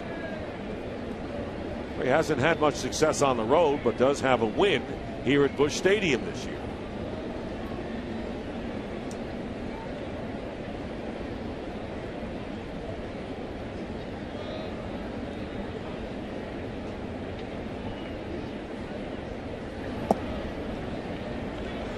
Two 2-0 now to Craig.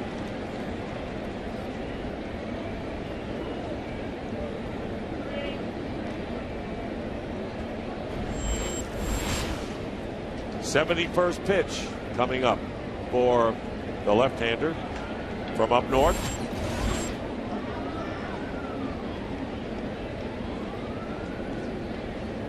For call. 2-0 pitch upcoming to Craig. Here's a strike, 2-1. Bedard, by the way, his first language is French, and he grew up in a small town near Ottawa. Population of 2,000 and limited baseball experience. And he wasn't very big during his high school years. He grew 7 inches before starting junior college. And he went along with a friend to open a tryout at Norwalk, Connecticut Community College, made a team as a walk-on, and the rest, as they say, history. Bedard's 2-1 pitch, and Craig fouls it off. And the count is even, 2-2. He's always been enticing to a lot of general managers and a lot of ball clubs. Good left-handed action, good movement, get it up there pretty well. Dealt with some injury issues, just hasn't been able to have a consistent season. Tell me, what is it like for an infielder when a pitcher is not quick working? Not fun. I mean, when you're standing out there, and I understand you used the politically correct term earlier in the game, he's very deliberate. Now, if I'm an infielder, I'm standing out there and I'm playing behind him, he's flat out slow, he's wasting my time, he's not, and then he wants me to make a play behind him, and that's very, very difficult to do.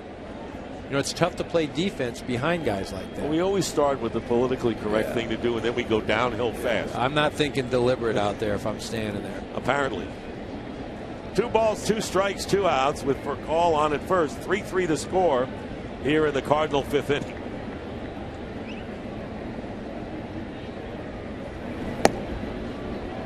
You know, and just to compound things, not to pile on, but not only do we have deliberate, but we have ball 1, strike 1, throw over, ball 2, and those sort of things. Again, it wears on the defense. It really does. 3-2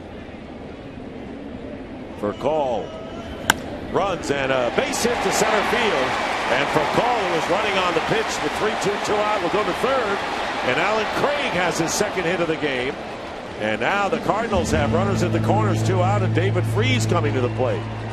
So with all of those conferences and all of those quote-unquote deliberate ways, the Cardinals threaten again. All right, Cardinals have another opportunity. David Freese coming to the plate. And remember, in the first inning, David Freese came up with runners on first and second. The Cardinals had already scored a run. Ends up grounding into a double play. This is another situation where, again, I hate to belabor the point, but this is why the Cardinals are where they're at. An opportunity for a big hit right here. Ray Searage, their pitching coach, going to the mound. This is an important batter right here. As you mentioned, the first inning it was as well, and you can underscore the point. That was an inning in which the Cardinals had a chance to maybe go up 3-0, and who knows what happens with Lance Lynn working with a margin like that. Well, it's a huge difference. You've got more room for error. You've kind of taken the wind out of the Pittsburgh Pirates' sails, but instead, even though they give up 1 run in that first inning, they feel like, hey, we just dodged a bullet. And even though you're behind, you kind of feel like, hey, we got the momentum. And that's what St. Louis allowed in that first inning. So another opportunity with men on base for David Freese, who walked his last time up and came around along with Yadier Molina on Shane Robinson's double to right field. 3-3 the score, bottom of the 5th inning. Pirates have never led in this game. They've come back to tie on 2 occasions. Now the Cardinals trying to forge in front of once more. 2 down, runners at first and third. And 1-0 to Freese.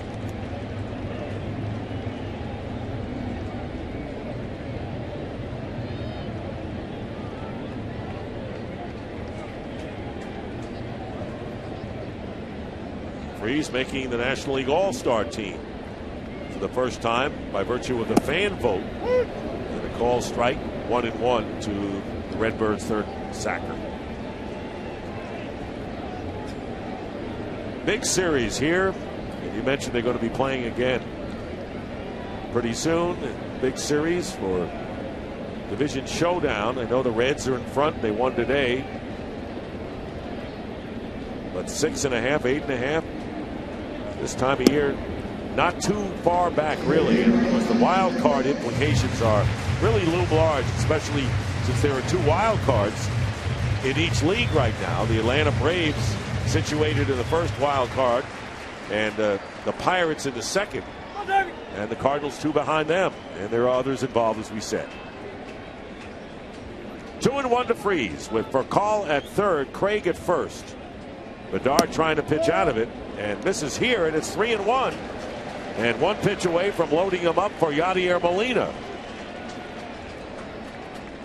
Well, and this is where if you're David Freese at the plate, you're looking for 1 pitch in 1 spot. Lohse is right. This one up a bit. If you're David Freese, you are, just because it's a strike does not mean you swing. You have to look for a pitch and be disciplined enough to wait for it to be there. If it's not there, take it. Jared Hughes in the Pirate bullpen. 3-1. Ball 4, and that'll load him up. Second straight walk issued to Freese in as many innings. The bases are loaded as Craig goes to second, Furcal stays at third, Freese at first, and Yadier Molina, who doubled to the opposite field and came around to score a run last inning.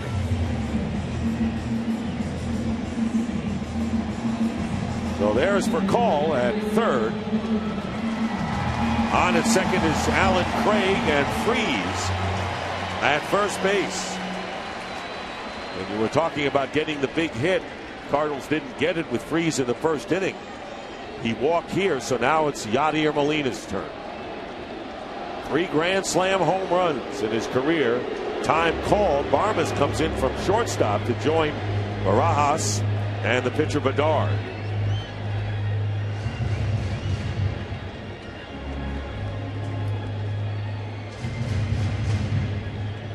Now, in what instance would Barmas be coming Well, in? Barmas is coming in to make sure that he's on the right page as far as the signs that Barajas is giving. mainly for positioning. If an off-speed pitch is being thrown, then he can shade a little bit to his right. He's going fastball, but he's got to be on the right page as the pitcher and catcher. Jordy Mercer is on the outfield grass, shaded towards second. Deep is Barmas at short. And there's a drive hit to right field. Snyder coming on over. He won't get it. And it bounces into the stands for a ground rule double. 2 runs will score as Yadier Molina delivers again.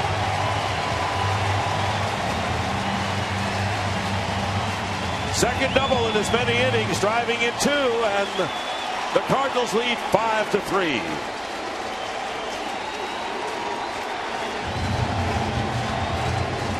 Vercall and Craig come around, and Freese goes to third. There's the big hit. And that'll be all as Glenn Hurdle comes out, and we're going to have a double switch coming up when we return.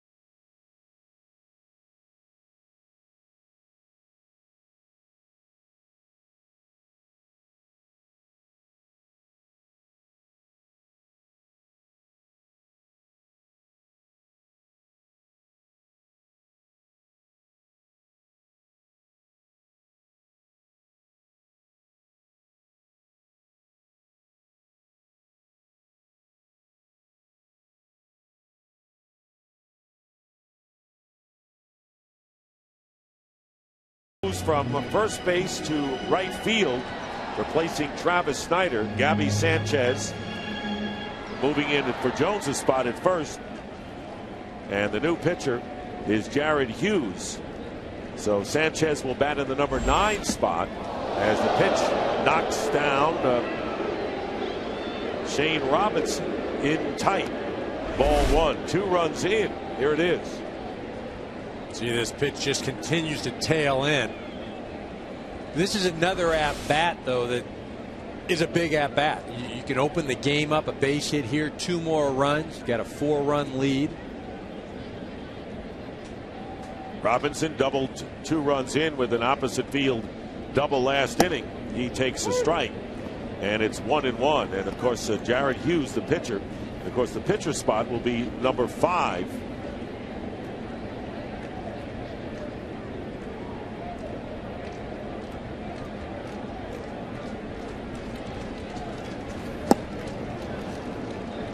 Fifth in the order, 1 ball and 2 strikes. And neither starting pitcher today able to get through 5 innings.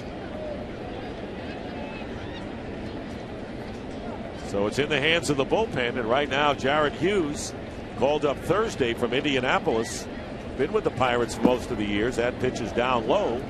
2 balls and 2 strikes. Cardinals have runners at second and third and 2 out. David Freese drew the walk to load the bases with 2 out, and Yadier Molina now 2 for 3 with a pair of doubles. Now with 56 runs batted in, closing on that 60 mark. They already have 4 with 60 RBIs. Big swing and a miss. Robinson goes down. Hughes gets his man, but not before the Cardinals break the tie with 2 here in the 5th.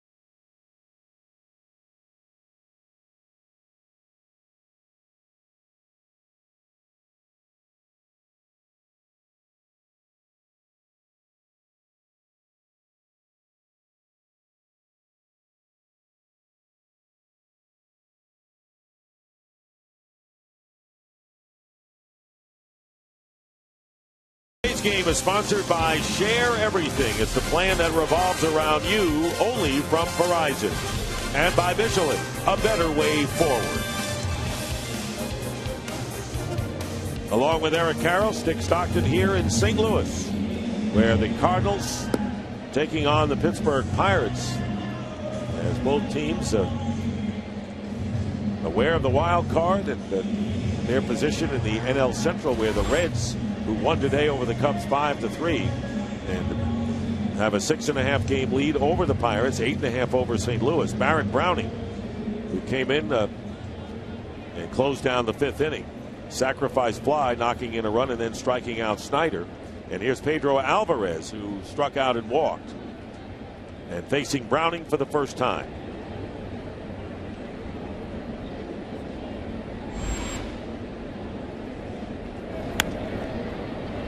Pop fly behind the Pirate dugout.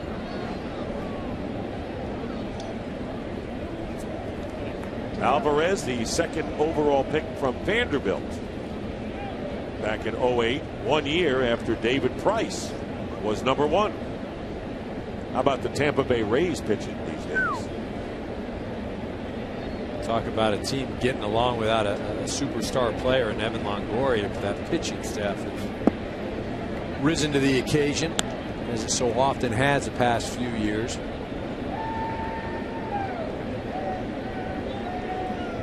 Joe Madden knows how to keep a team together, doesn't he? No, as good as there is in the game. 1-1 to Alvarez. Fouls back the Browning fastball. And the count 1 ball and 2 strikes. Browning came in relief of Lance Lynn last inning, after the Pirates got a run to make it 3-2, and then the sacrifice fly with Browning on the mound charged to Lynn, who gave up 3 runs in 4 in the 3rd innings, and Alvarez goes down, out number 1, the 2nd straight strikeout for Browning. Well, Ryan Dempster, Derek Holland, and dozens of other MLB players have visited the MLB Fan Cave this season. Check out all the player videos and watch exclusive music videos with your favorite performers and celebrities by visiting MLBFanCave.com. Follow at MLB Fan Cave on Twitter and like the MLB Fan Cave on Facebook. And a pitching change coming up. Trevor Rosenthal will become the 3rd Cardinal pitcher when we come back.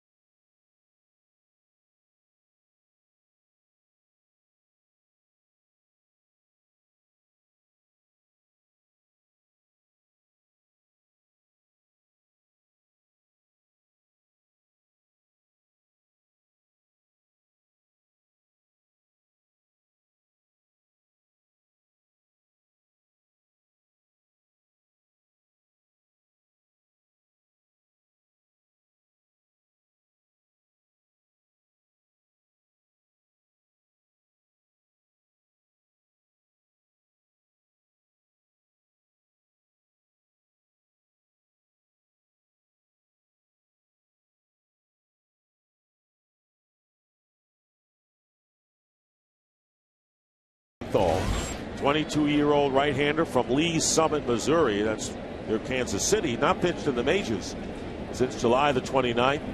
Starting in the minor leagues, 8-6 record this year. He's been up and down, called back from Memphis on Tuesday. And Rod Barajas, who has struck out and walked, swings and misses first strike. Yeah, not a lot of trickery involved with Trevor Rosenthal. He's going to come right at you. Powerful arm, to say the least. In the air to right field, Matt Carpenter. And that'll be the second out. 2 down to Clint Barmas. Cardinal pitchers have struck out 10 Pirates today. 8 by Lynn. And Barrett Browning struck out 2 of the 3 batters he faced. So Barmas, who has singled and scored a run, took a called third strike last time up. Barmas, who played for Clint Hurdle in Colorado, has come alive at the plate lately, and he's in there for the defense. So important for the middle infielders. And Mike Matheny talking to us about how important Daniel Descalso has been defensively, even though, for example, yesterday had Skip Schumacher, who could have come up. A lot of talk around here about the use of Descalso over Schumacher. Bottom line is, manager, in this case Mike Matheny, knows his ball club better than anybody, and it's not as if he isn't aware that Skip Schumacher has these numbers or Descalso does this, or he's got a reason for why he puts his players in the position that he puts them in. And call strike 2, 1-2 to Barmas here in the Pirates' 6th inning. Last time the Cardinals took a lead, 3-1. The Pirates came right back with 2 in the 5th inning And then the Cardinals got 2 back at you. But right now there are 2 down with 2-2 the count to Barmas.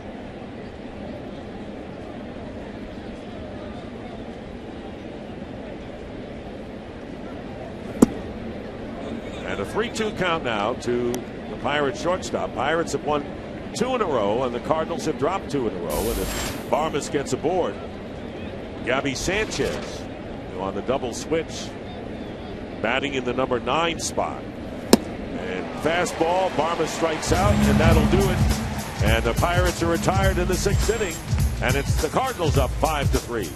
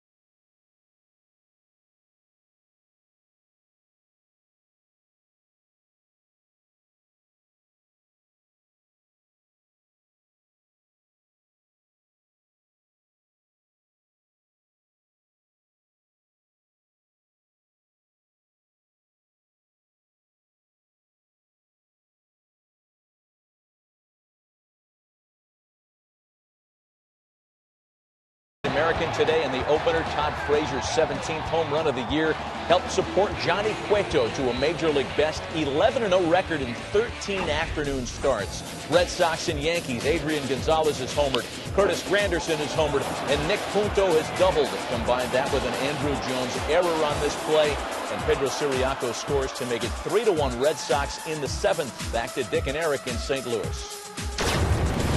All right, Matt, thank you very much. And the Cardinals coming up in the 6th inning, leading 5-3. They've out-hit the Pirates 9-4.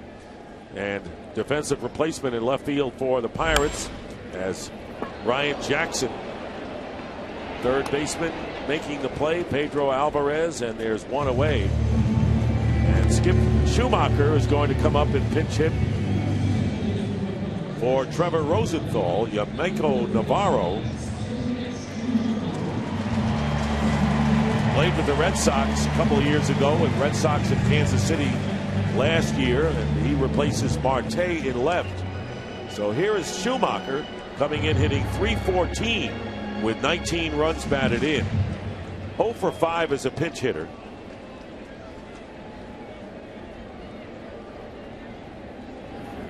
Facing Jared Hughes, and the first pitch.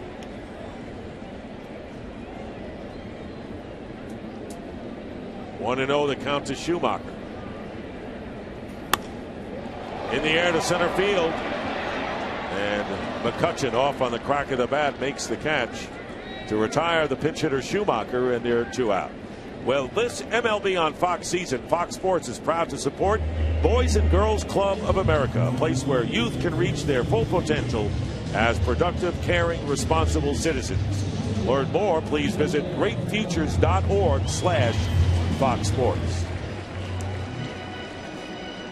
One away, and Rafael Furcal, who has a double and a single, or two away, I should say. Single and a double, and 2 runs scored. Shows bunt, takes a strike as Alvarez charges from third. Edward Mujica now in the Cardinal bullpen, ready to come on in the 7th inning.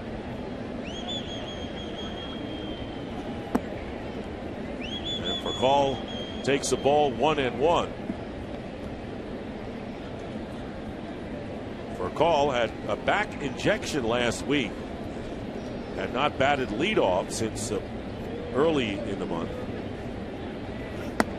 Takes up high. 2 balls and a strike. Made his 3rd National League All-Star team this year, so he's had 1 each with the Braves, the Dodgers, and the Cardinals. 2 down, and the second baseman Mercer makes the play. 1-2-3 inning, and we'll return to St. Louis after a word from your local Fox station.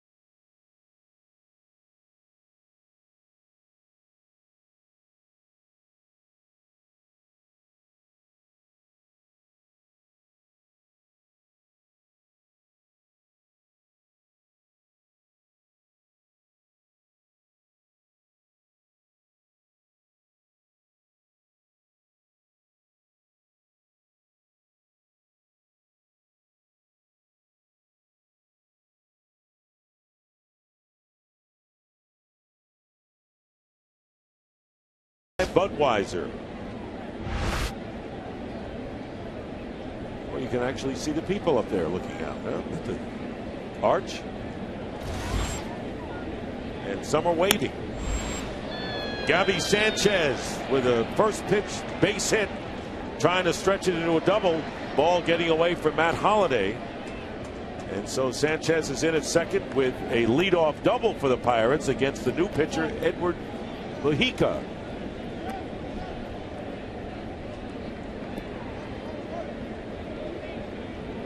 So there's Mujica, last pitch Wednesday against the Diamondbacks. threw a scoreless inning. He was acquired from the Miami Marlins at the trading deadline. Greeted by another former Marlin, Sanchez. And the top of the order. And for the first time, Amico Navarro batting. He replaced Marte in left field. Navarro hitting 174 with a homer and 4 runs batted in 26 games. Chop to the right side.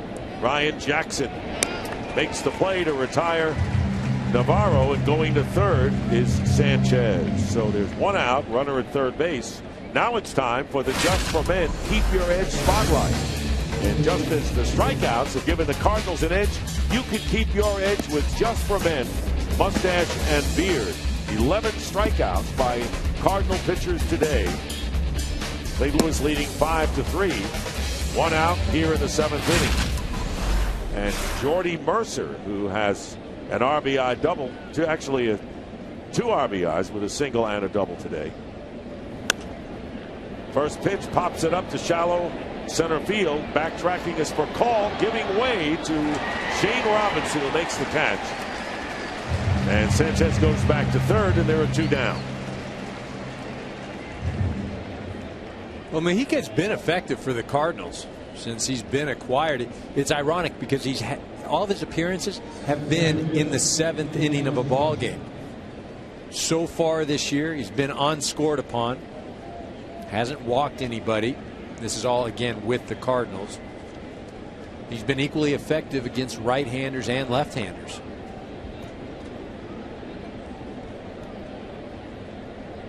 Since 2009, ranks 3rd among big league relievers in innings pitched. So he's been a workhorse. Here's Andrew McCutchen. Been quiet today for the Pirates at the plate. Big cut and a miss on a high fastball, strike 1. McCutchen has struck out twice and popped up to the first baseman Alan Craig. That on the first pitch in the 5th inning, with Mercer at second. Cardinals leading 5-3, trying to even the series at 1 apiece with the rubber game tomorrow. Low. A nice job by Molina to keep that ball in front. Obviously, with a runner on third, that ball gets by. And go after that run. See Molina get down, and he doesn't try to catch it, just tries to smother it, keep it in front. Breaking ball in the air to right field. Carpenter on the warning track. Hazrul makes the catch. So after the leadoff double by Sanchez, Mexica retires 3 Pirates in order. And we go to the bottom of the 7th inning. The home 7th here at Busch Stadium. 5-3, the Cardinals.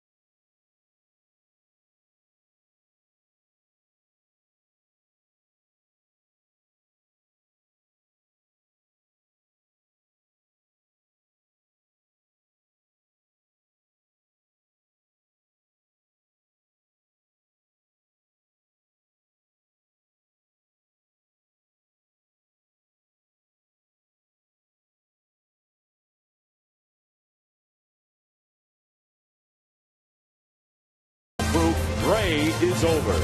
And by Dick's Sporting Goods, every season starts at Dick's. Matt Carpenter will lead it off against Jared Hughes here in the 7th inning for the Cardinals, who lead it 5-3. First pitch, ground ball to Gabby Sanchez, and he feeds Hughes for the out, and Carpenter on one pitch is retired. Carpenter now 1 for 4 with an RBI single back in the first, and that will send Matt Holliday up to the plate. Holliday has a single in 3 trips and struck out the other 2 times. Cardinals have 9 hits, Pirates 5, and a brief conference at the mound. Well, it's been a back and forth game, although the Cardinals have had a couple of opportunities to open this thing up.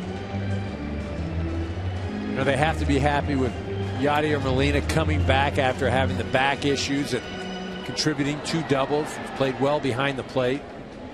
You just don't realize how much he means to this ball club. Great handler of pitchers. Great with base stealers.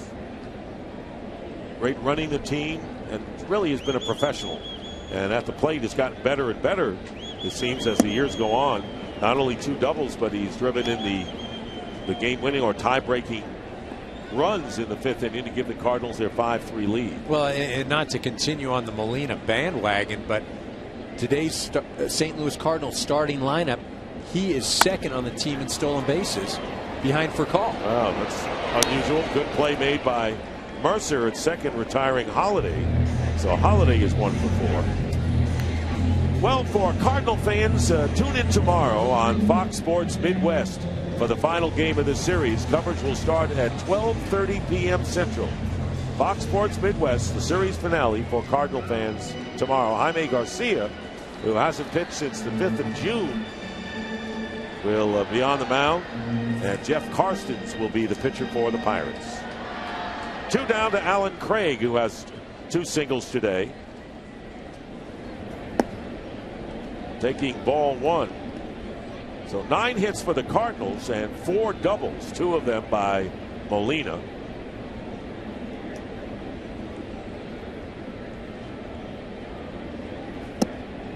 There's a slider. This is outside. Craig has spent 2 stints on the disabled list with the knee and the hamstring, but he's been pretty healthy since the 1st of June. And he's been pretty productive, hitting .355 since the end of July out of the University of California at Berkeley. 3-0 the count to Craig with David Freese on deck. Strike.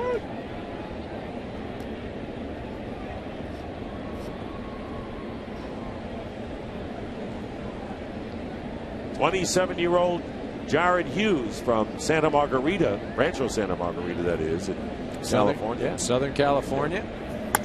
Oh, off the glove, and we'll have time to make the play. Wow. So a shot, and it just bounced off the glove, and a 1-2-3 inning on ground balls. So the Cardinals retire. There's the shot back to the mound, handled by Hughes calmly, and we go to the 8th, 5-3 in favor of St. Louis.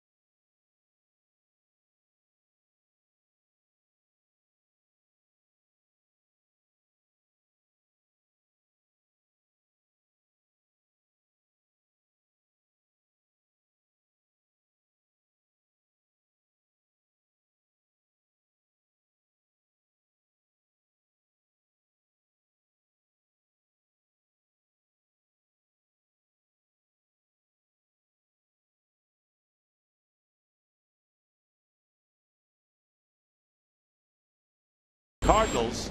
John Jay has gone to center field. Shane Robinson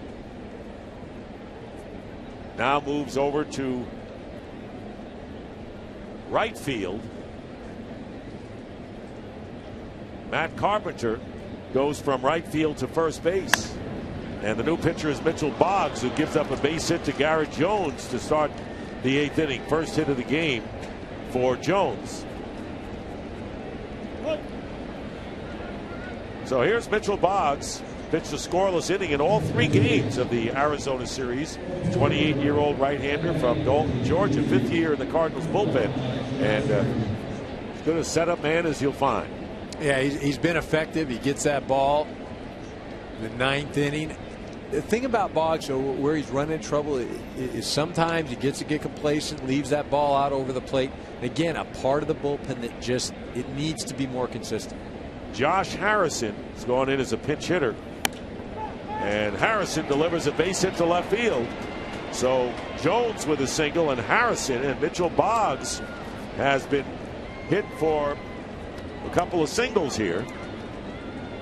And I tell you, the way this game is going, you talk about the big hit that the Cardinals had needed. They did get the big hit from Molina, but the Pirates don't seem to go away quietly. No, they don't go away. We talk about the big hits for the Cardinals. Later on that inning, Robinson had an opportunity with runners on second and third with 2 outs, didn't get the hit. Freeze in the first inning with runners on first and second, hit into a double play.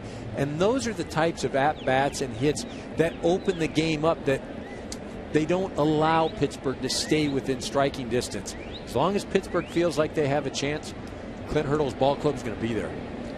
So Harrison, who is batting in the pitcher spot, is a pinch hitter in the number 5 spot, first and second, and nobody out. Pedro Alvarez, and the Pirates need Alvarez's production right here as he swings and misses on a fastball outside the strike zone.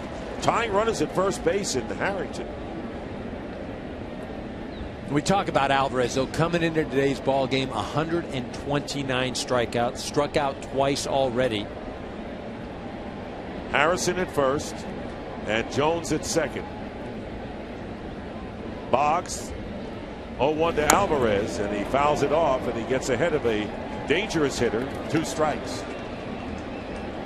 Well, he's dangerous when you make a mistake, and I think that's what Clint Hurdle was hoping in this next month and a half, that he becomes dangerous even if you don't make a mistake, that he can attack pitchers, that he can hit a pitcher's pitch every once in a while.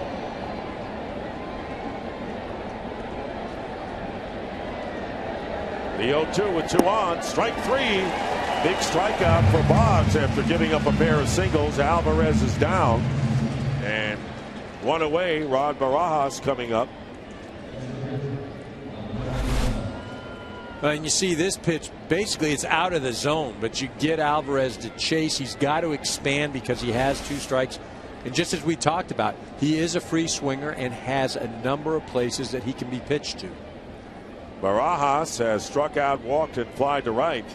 So Cardinal pitchers now have struck out 12 Pirates. 1-0 the count. Tying runners at first base as the Pirates, who answered a 3-1 deficit with 2 runs in the 5th inning, only to see the Cardinals come back with 2 in the bottom of the 5th, and that's where we stand, 5-3. But with 1 out, Pirates are threatening here in the 8th inning.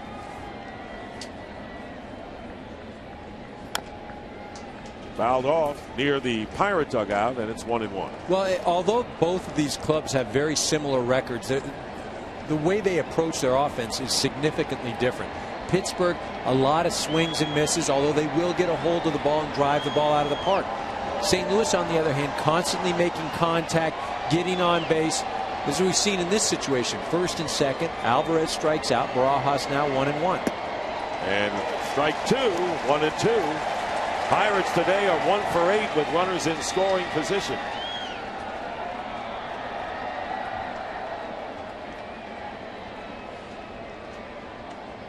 Pirates second to the Yankees in come from behind wins this year.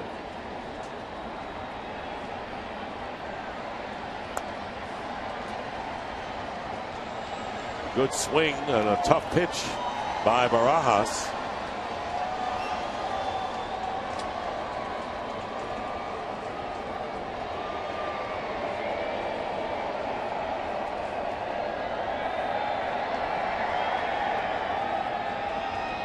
1 ball, 2 strikes, 1 out. 2 runners on for the Pirates, trying to battle back here in the 8th inning. And just getting a piece of it. So Barajas going after some tough pitches outside the zone, getting a piece of it. Yeah, Boggs has done a nice job of keeping that ball on the outer half of the plate. Barajas has done just as fine a job by staying alive. Set up now, though, for an inside fastball off the plate, especially in a 1-2 situation. You don't have to throw a strike. And another foul ball down the third base line. And the count remains 1 ball and 2 strikes. And you see that Boggs came in right there. And I'd set up again inside. I'd go in off the plate on Barajas. Barajas probably thinking, okay, he just threw me inside. He's going to go with that slider away. I'd come hard in off the plate again. Again, the 1-2. And he strikes him out, Barajas. So Boggs settling down after giving up hits to the first 2 batters here in the 8th inning, getting Pedro Alvarez and Barajas on strikes. And Boggs going back away with that slider. He'd thrown it twice. Barajas had fouled it off. Then he came inside with the fastball, set him up, and then goes back on the outer part of the plate. Again, this Pittsburgh lineup very prone to the strikeout.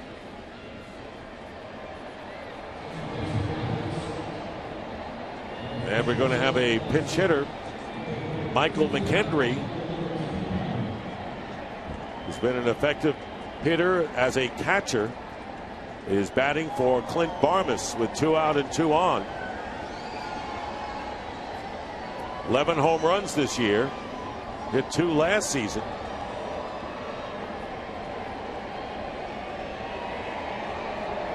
So McHenry, second pinch hitter to face Mitchell Boggs here, and he swings and misses strike 1.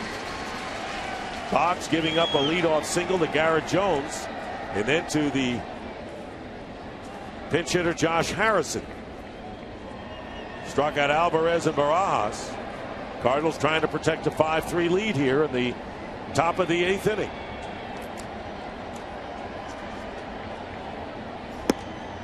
One and 1 to McHenry, native of Knoxville, Tennessee, and as you can see has some power.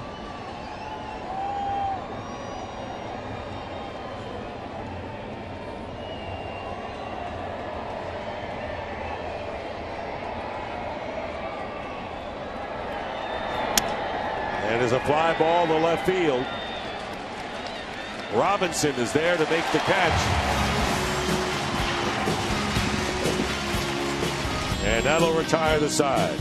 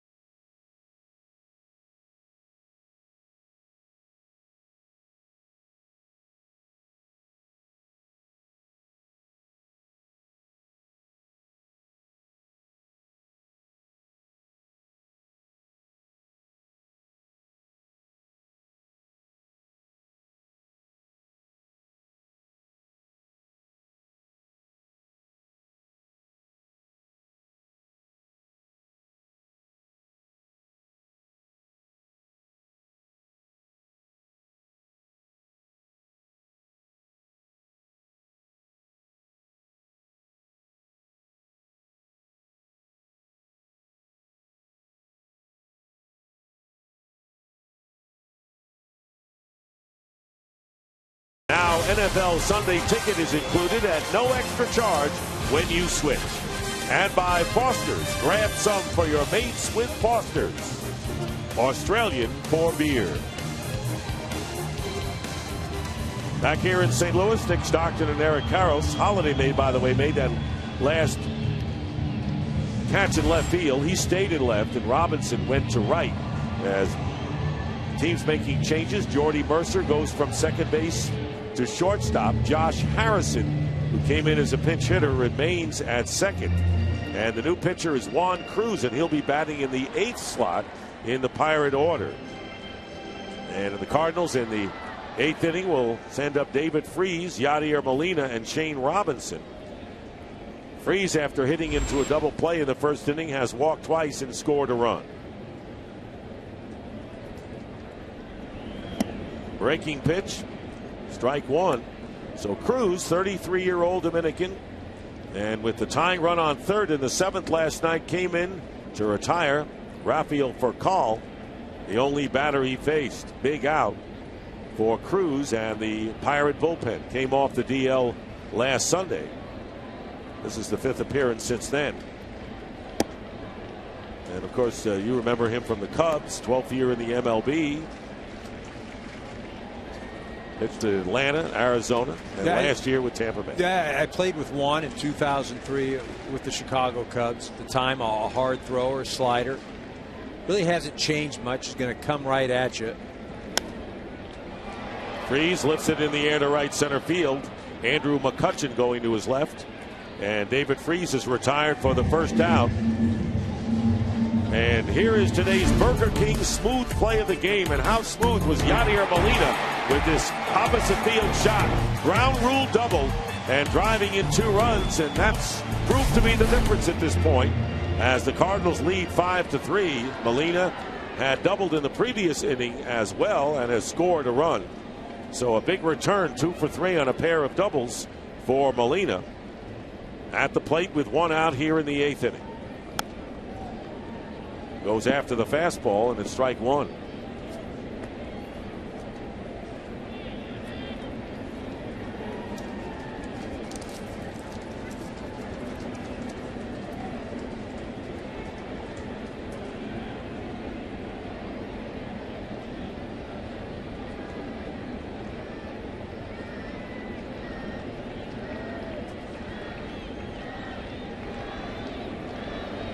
The 0-1. Shot off the glove into center field. Molina has his 3rd straight hit. Yadier Molina with a shot back off of Cruz into center field and a base hit. Well, next week on Fox Saturday Baseball, 2 of baseball's fiercest rivals go at it once again in Cincinnati as the Cardinals continue their NL Central chase of the Reds. Or other games with playoff implications. Braves, Giants, or the Twins and the Rangers. That's next Saturday at 3:30 Eastern, only on Fox. And Johnny Cueto winning his 16th game of the year today, going 8 innings and an impressive ERA of 2.44 as the Reds beat the Cubs earlier 5-3.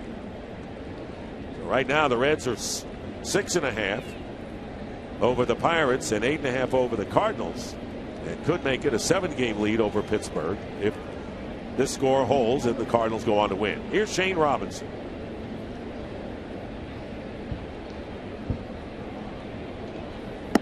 Ball 1. Robinson with a 2-run double back in the 4th inning. Rafael Furcal started the Cardinal first with a double, and that's been the magic wand for St. Louis today. They have 4 doubles, and Molina with 2 of them, and Robinson with 1, and they have like 4 runs batted in as a result of their 2 baggers. They count 1-1 now to Robinson. You see Mike Matheny pushing all the right buttons today.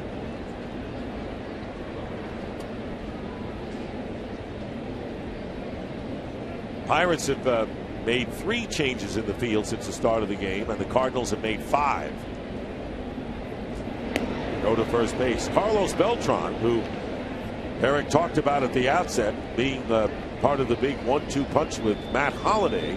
Beltran not starting today, but he's in the on-deck circle.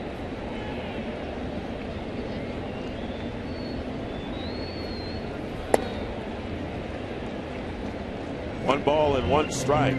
We have a further medical report. Remember when Starling Marte came out of the game and he bunted in the 5th inning. He was discomfort in the right side being evaluated. And Eric, your thought perhaps that maybe he was bothering him and that was the best way to go at the at-bat. Yeah, when you start thinking of side, you think of rotation, swing, and it was a great move bunting that ball to begin the inning and ended up getting down to first base. But you wonder, was that out of necessity or was that, hey, I'm going to be smart and drop a bunt down? That was the inning. The Pirates tied the score at 3-3 in the 5th. But the Cardinals lead it here 5-3. And there's a breaking ball for a strike, and it's 2-2 to Shane Robinson.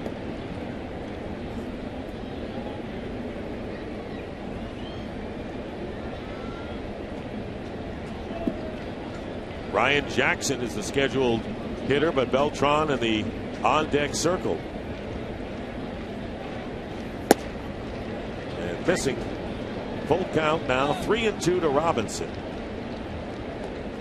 Juan Cruz, the third pitcher of the day for the Pirates. Eric Bedard started, worked 4 2/3 innings, allowed 5 runs all earned on 9 hits. And then Jared Hughes worked 2 1/3 inning. And here's Cruz as Beltran waits. Payoff pitch and a slow bounding ball. And it's the shortstop Mercer, and it's safe at first base.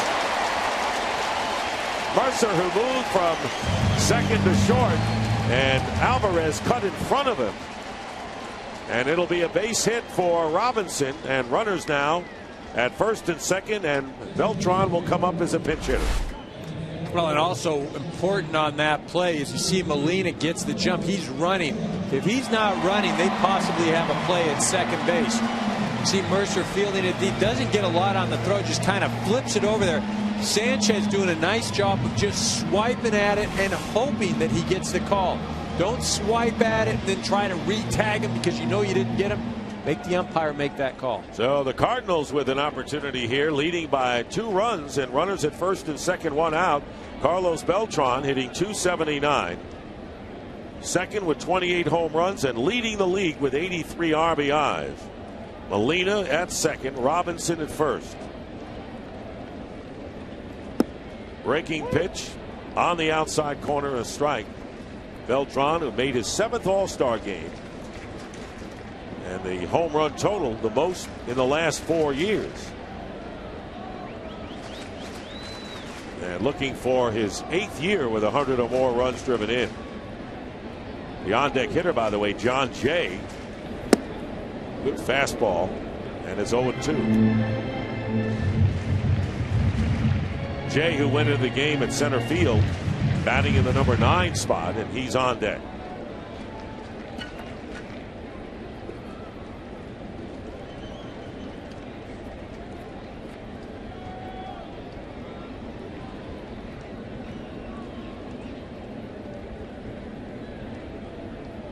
Jason Mott, the closer for the Cardinals, has been throwing. And Beltran strikes out for out number 2. And John Jay will come to the plate with 2 out and 2 on.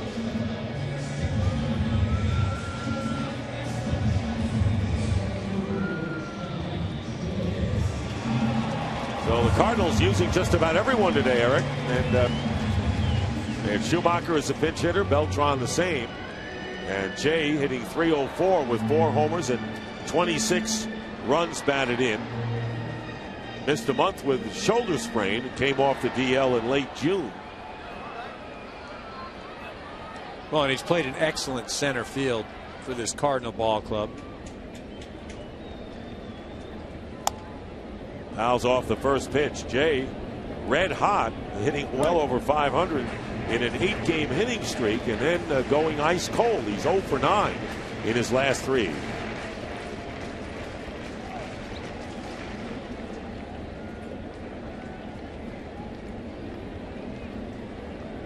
He was a 2nd-round pick in 2006 from the University of Miami. It's 1 year after Gabby Sanchez. 0-1 with 2 out, 2 on. And it hits him. And Jay will go down to first base and load the bases. Molina will go to third. Robinson advances to second. Jay is at first. And Furcal will come up with 2 out, the bases loaded, and a big chance against Cruz. Well, again, this is another situation where the Cardinals have an opportunity to blow a game wide open. And they missed that opportunity a few times today. Furcal having a nice afternoon. So there's Molina, Robinson, and Jay on the base paths.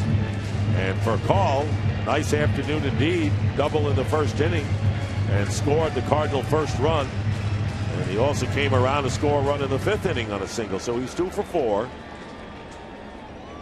Average up to 270. Bases loaded, 2 out.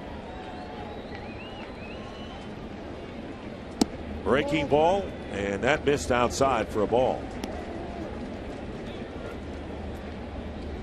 Looking ahead to the Pirate ninth, Sanchez, the number 9 hitter, and then the top of the order, Navarro, and then Mercer, the scheduled hitters for Pittsburgh.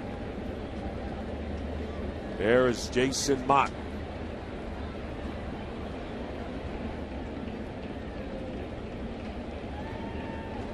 The hero he was coming out of the pen last year, postseason. That breaking ball is in for the strike, and it's 1-1. See, Cruz has thrown 2 of those backdoor breaking balls where they start off the plate to the left-handed hitter and get that corner. He didn't get the first pitch. That is a nasty pitch. As a hitter, doesn't matter if that's a strike. Can't do anything with that anyhow.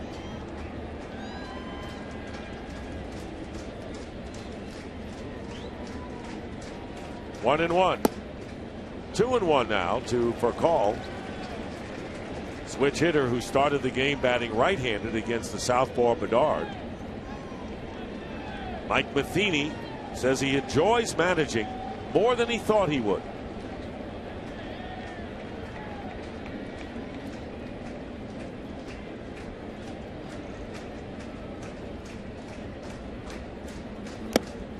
Two balls and 2 strikes now. But he did say that, you know, he's got to concern himself with everybody on the ball club. When you're playing, although he did say as a catcher, he had to concern himself with the pitching staff. If you'd go home and you'd have a bad day, you'd dwell on, okay, what can I do to get better tomorrow? What can I do to help the team? As a manager, it's what can I do to help everybody? So it's all encompassing. Absolutely much more responsibility. Says he owes it to the front office and to the coaches, players. He says it's not about me. He's a manager. So I see a lot of similarities to Robin Ventura of the White Sox. Both are in their first years as skippers. Both very similar in their demeanor. Serious when it comes to the game, but guys that aren't going to just be all encompassed. And what I mean by that, if it's a loss, it's a loss. It's done. What can I do to put myself and my team in the best position tomorrow? That man did a pretty good job. He did all right. Yeah, that guy was all right. Number 10. LaRusha, what was it? Tony La Russa. Next stop, Hall of Fame. From Tampa. Yeah, there he is. I had a chance to see him last week at a dinner in Los Angeles honoring Sandy Koufax, Joe Namath, and Julius Erving. Pretty good triumvirate there. Yeah. 2 balls and 2 strikes to Furcal. Bases loaded. And a high pop fly. Shortstop Mercer calling for it. Makes the catch. And that'll retire the side. Cardinals lead the bases loaded. They'll take a 2-run lead into the top of the 9th.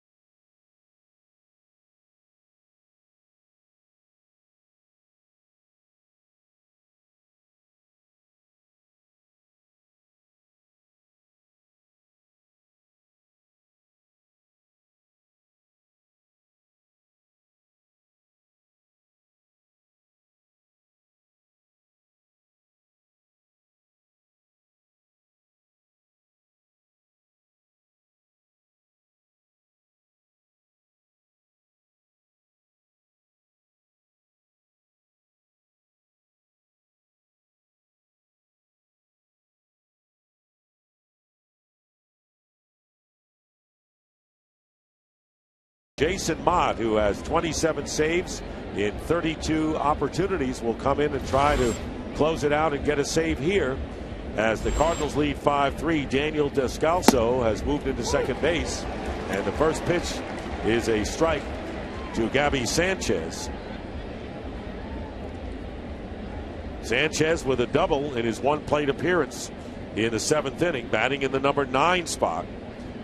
Emiko Navarro on deck, and he replaced Starling Marte. And up the middle, and this will go through for a base hit. So Sanchez 2 for 2 in the leadoff single with nobody out will bring this tying run to the plate. In Navarro, who bounced to second in his one-plate appearance. Well, what that does, more importantly than anything, if he stays out of the double play the Pirates do, that will bring Andrew McCutchen to the plate as the tying run. Not what you want if you're a St. Louis Cardinal fan. That's the one thing Tony La Russa always did, looking ahead to see who got retired in order in the earlier innings to avoid having the big hitter come up. That's why the singles allowed in the 8th inning by Boggs extended the Pirate situation so that McCutchen could get a chance. Yeah, and if you're a hitter right now, you've got to look for something up. You've got to stay out of that double play. Again, until you have 2 strikes, look for something up in the zone, something you can shoot to one of the gaps. Don't go fishing for something down low. Fouled off, and it's 1-1. Navarro called up Thursday when Neil Walker injured his pinky, suffered a dislocation. Played for the Pirates earlier in the year, 25 games, and was hitting .275 with 8 home runs at Indianapolis.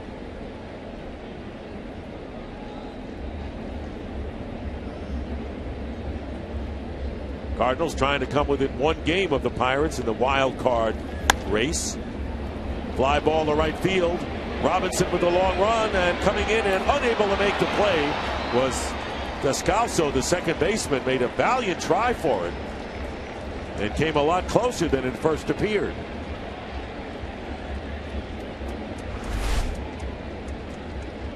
And you see Robinson hustling in. You think he's got a better shot at it, but Descalso obviously calling him off as Robinson kind of tapers off at that last minute. You mentioned a great effort there. A lot of ground to cover. So a ball and 2 strikes to Navarro with Jordy Mercer on deck, and then McCutchen. Pirates trailing by 2 runs. Fouled away. So Navarro stays alive.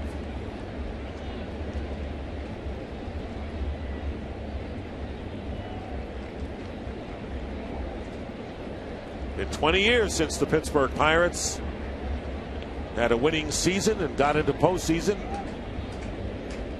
Right now they're 13 games over 500, having won 2 straight, but trailing here in the 9th. Their last opportunity against Jason Mott. Ground ball, third base, off the glove of David Freese. No play, and everybody is safe. So Navarro is on at first base. Sanchez goes to second. Tying runs aboard for Mercer, who was knocked in 2 runs today. And they're going to rule that an error, charge to David Freese, his 10th error of the season.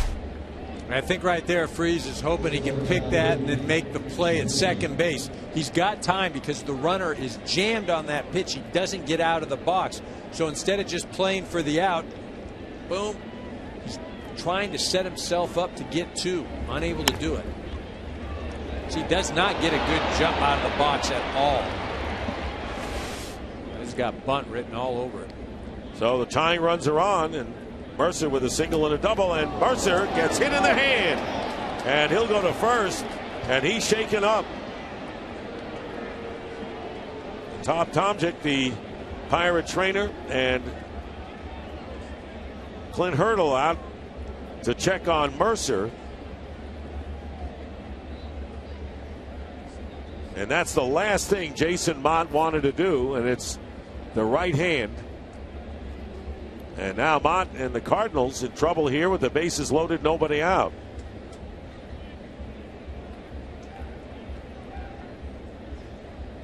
Yeah, that pitch just ran in, and it doesn't look like that's just finger. That looks like it got some wrist the way he's acting. Take a look at this right here. Yeah, that looked like it got, I don't want to say the fatty part below your pinky, the palm part of your hand.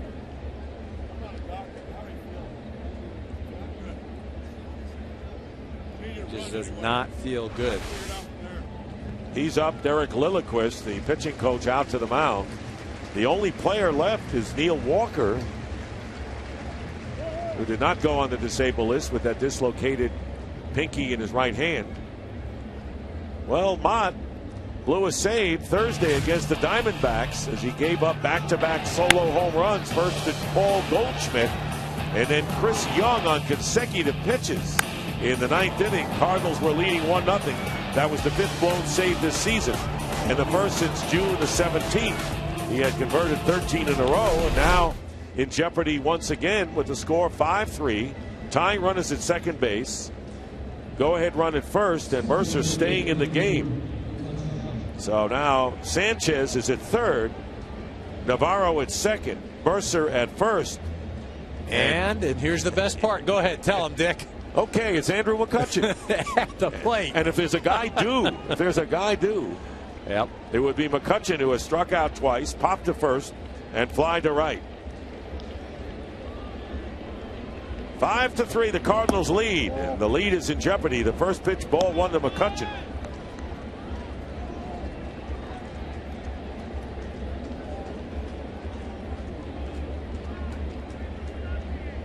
Joel Hanrahan picked up his 34th save last night in the bullpen along with Tony Watson.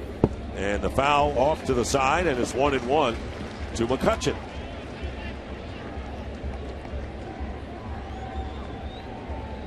McCutchen came in the game leading the National League with a .360 average. 0 for 4 today. Had 1 hit in the series opener. There's Watson, the lefty, and Hanrahan, who's the closer. Swing and a miss. Big pitch that time by Mott, and the count is 1-2. Well, and that's where they've been going this entire series with McCutchen, low and away. Westbrook did it very effectively last night. They've continued to go away, go away. If they do come in, it's off of the plate. And McCutchen's got to be aware of that. Use the big part of the field, right center. Bases loaded, nobody out, and a foul fly out of play to the right side. So the count remains 1-2 to Andrew McCutchen, who's been the key weapon for the Pirates this year. And a big chance, and once again, you don't know what will transpire, but the Cardinals had another opportunity in the 8th inning to extend the 5-3 lead. They didn't.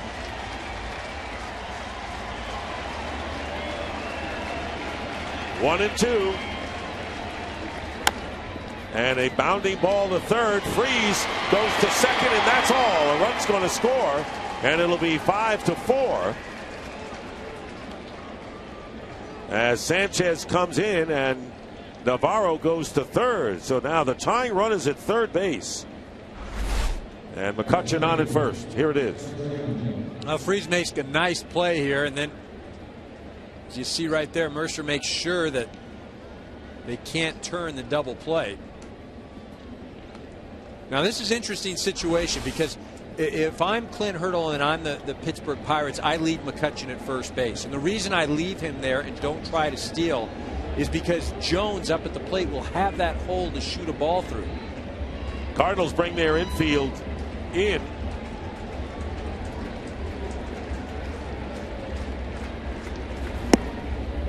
One and 0. Pitch up high. So 5-4. The Cardinals leading, a run in. Runners at first and third. Shortstop for a call playing a few steps back. I'd say the infield is probably playing halfway. Right. And they're still looking to get that double play. And ready to charge if they have to. Absolutely. On a ground ball hit at any of the infielders. Missing outside. 2-0 now to Garrett Jones. 1 for 3 with a single and a sacrifice fly RBI. And the crowd and Jason Mott wanted that pitch. Yeah, you know, I'm not sure what halfway does here. You know, I'm either in or I'm back. Because if I'm back, I still have a chance to turn a double play. If I'm halfway, the runner's going on contact, I don't know if I throw him out. And if it's hit hard, I can turn too. And now one pitch away from loading the bases.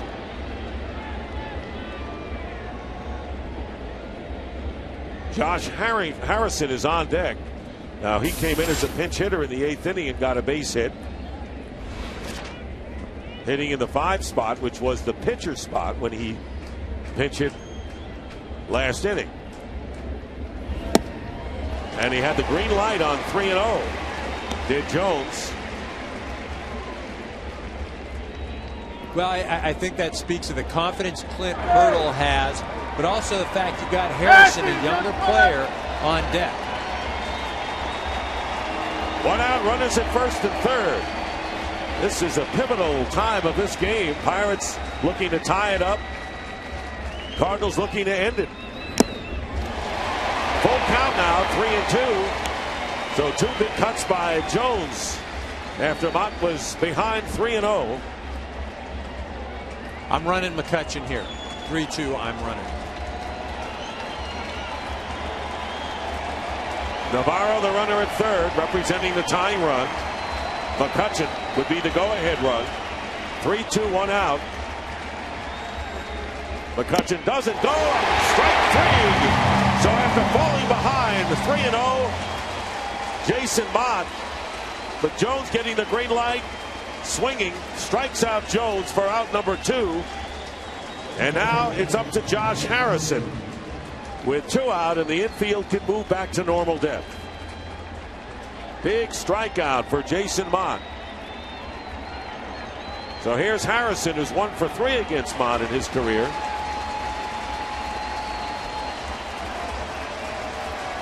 Pinch hit single in the 8th. But what a tight, taut, back and forth kind of game we've had, but the Pirates have never had the lead. Swings at a fastball and fouls it off. Cardinals got a run in the 1st inning. Pirates tied it up in the 3rd. Redbirds got 2 to make it 3-1 in the 4th. And the Pirates answered with 2 in the top of the 5th, only to see the Cardinals come back to make it 5-3 in the 5th. It stayed that way till the Pirates got a run. Jim Edmonds watching things from behind the plate. Here's the 0-1 pitch to Harrison. Check swing. And a strike. 0-2 went around. No balls, 2 strikes. Well, you see this pitch on the outer half of the plate. Obviously, Harrison goes. If I'm Molina, I'm Mott, getting a slider on the outer part of the plate. Crowd is on its feet. No balls, 2 strikes, 2 out. And a ground ball. Freeze at third. Goes to second. For the force, and the Cardinals win it as they hold on and beat the Pirates 5-4.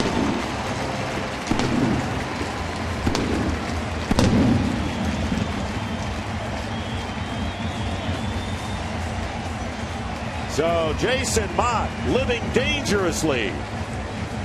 And the bases loaded and nobody out.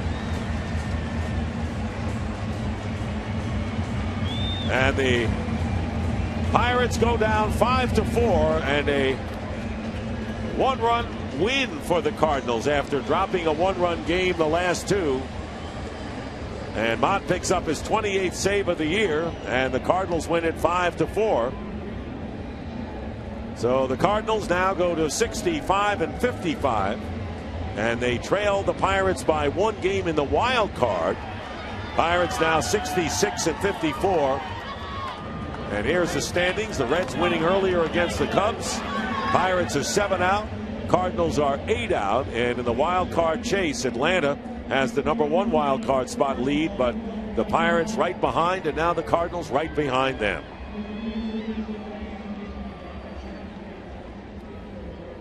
So a dramatic win today, and Jason Mott is with us. Dick Stockton up here, Jason, and nothing like living dangerously, huh? I'll shoot. A win's a win. I'll take it either way I can get it, man. I'm sure. Take us through that 9th inning and what transpired. It's just one of those things. I'm going out there just trying to make my pitches. First couple guys got on, and I'm out there with the same mentality, and that's I'm going to go out there and try to execute my pitches. I'm not going to give in. I'm not going to try to do something else. I'm going to go out there and go right at him and try to execute my pitches, and I was able to do that, and we were able to get the win tonight. Of course, Jones had the green light on 3-0, and that was important. Yeah, Yachty was back there. He gave me the little, hey, he'll probably swing, and it was a ball. Thankfully, he swung at it and then was able to get him out, and then the last ground out was pretty big. Yeah, as David Freese made the play, got the force, and the Cardinals win a one-run game, something they haven't done much of, but any way you can do it, you do it. Congratulations, Jason. Thank you very much. Appreciate it. All right, Jason Mott, who picks up his 28th save of the year.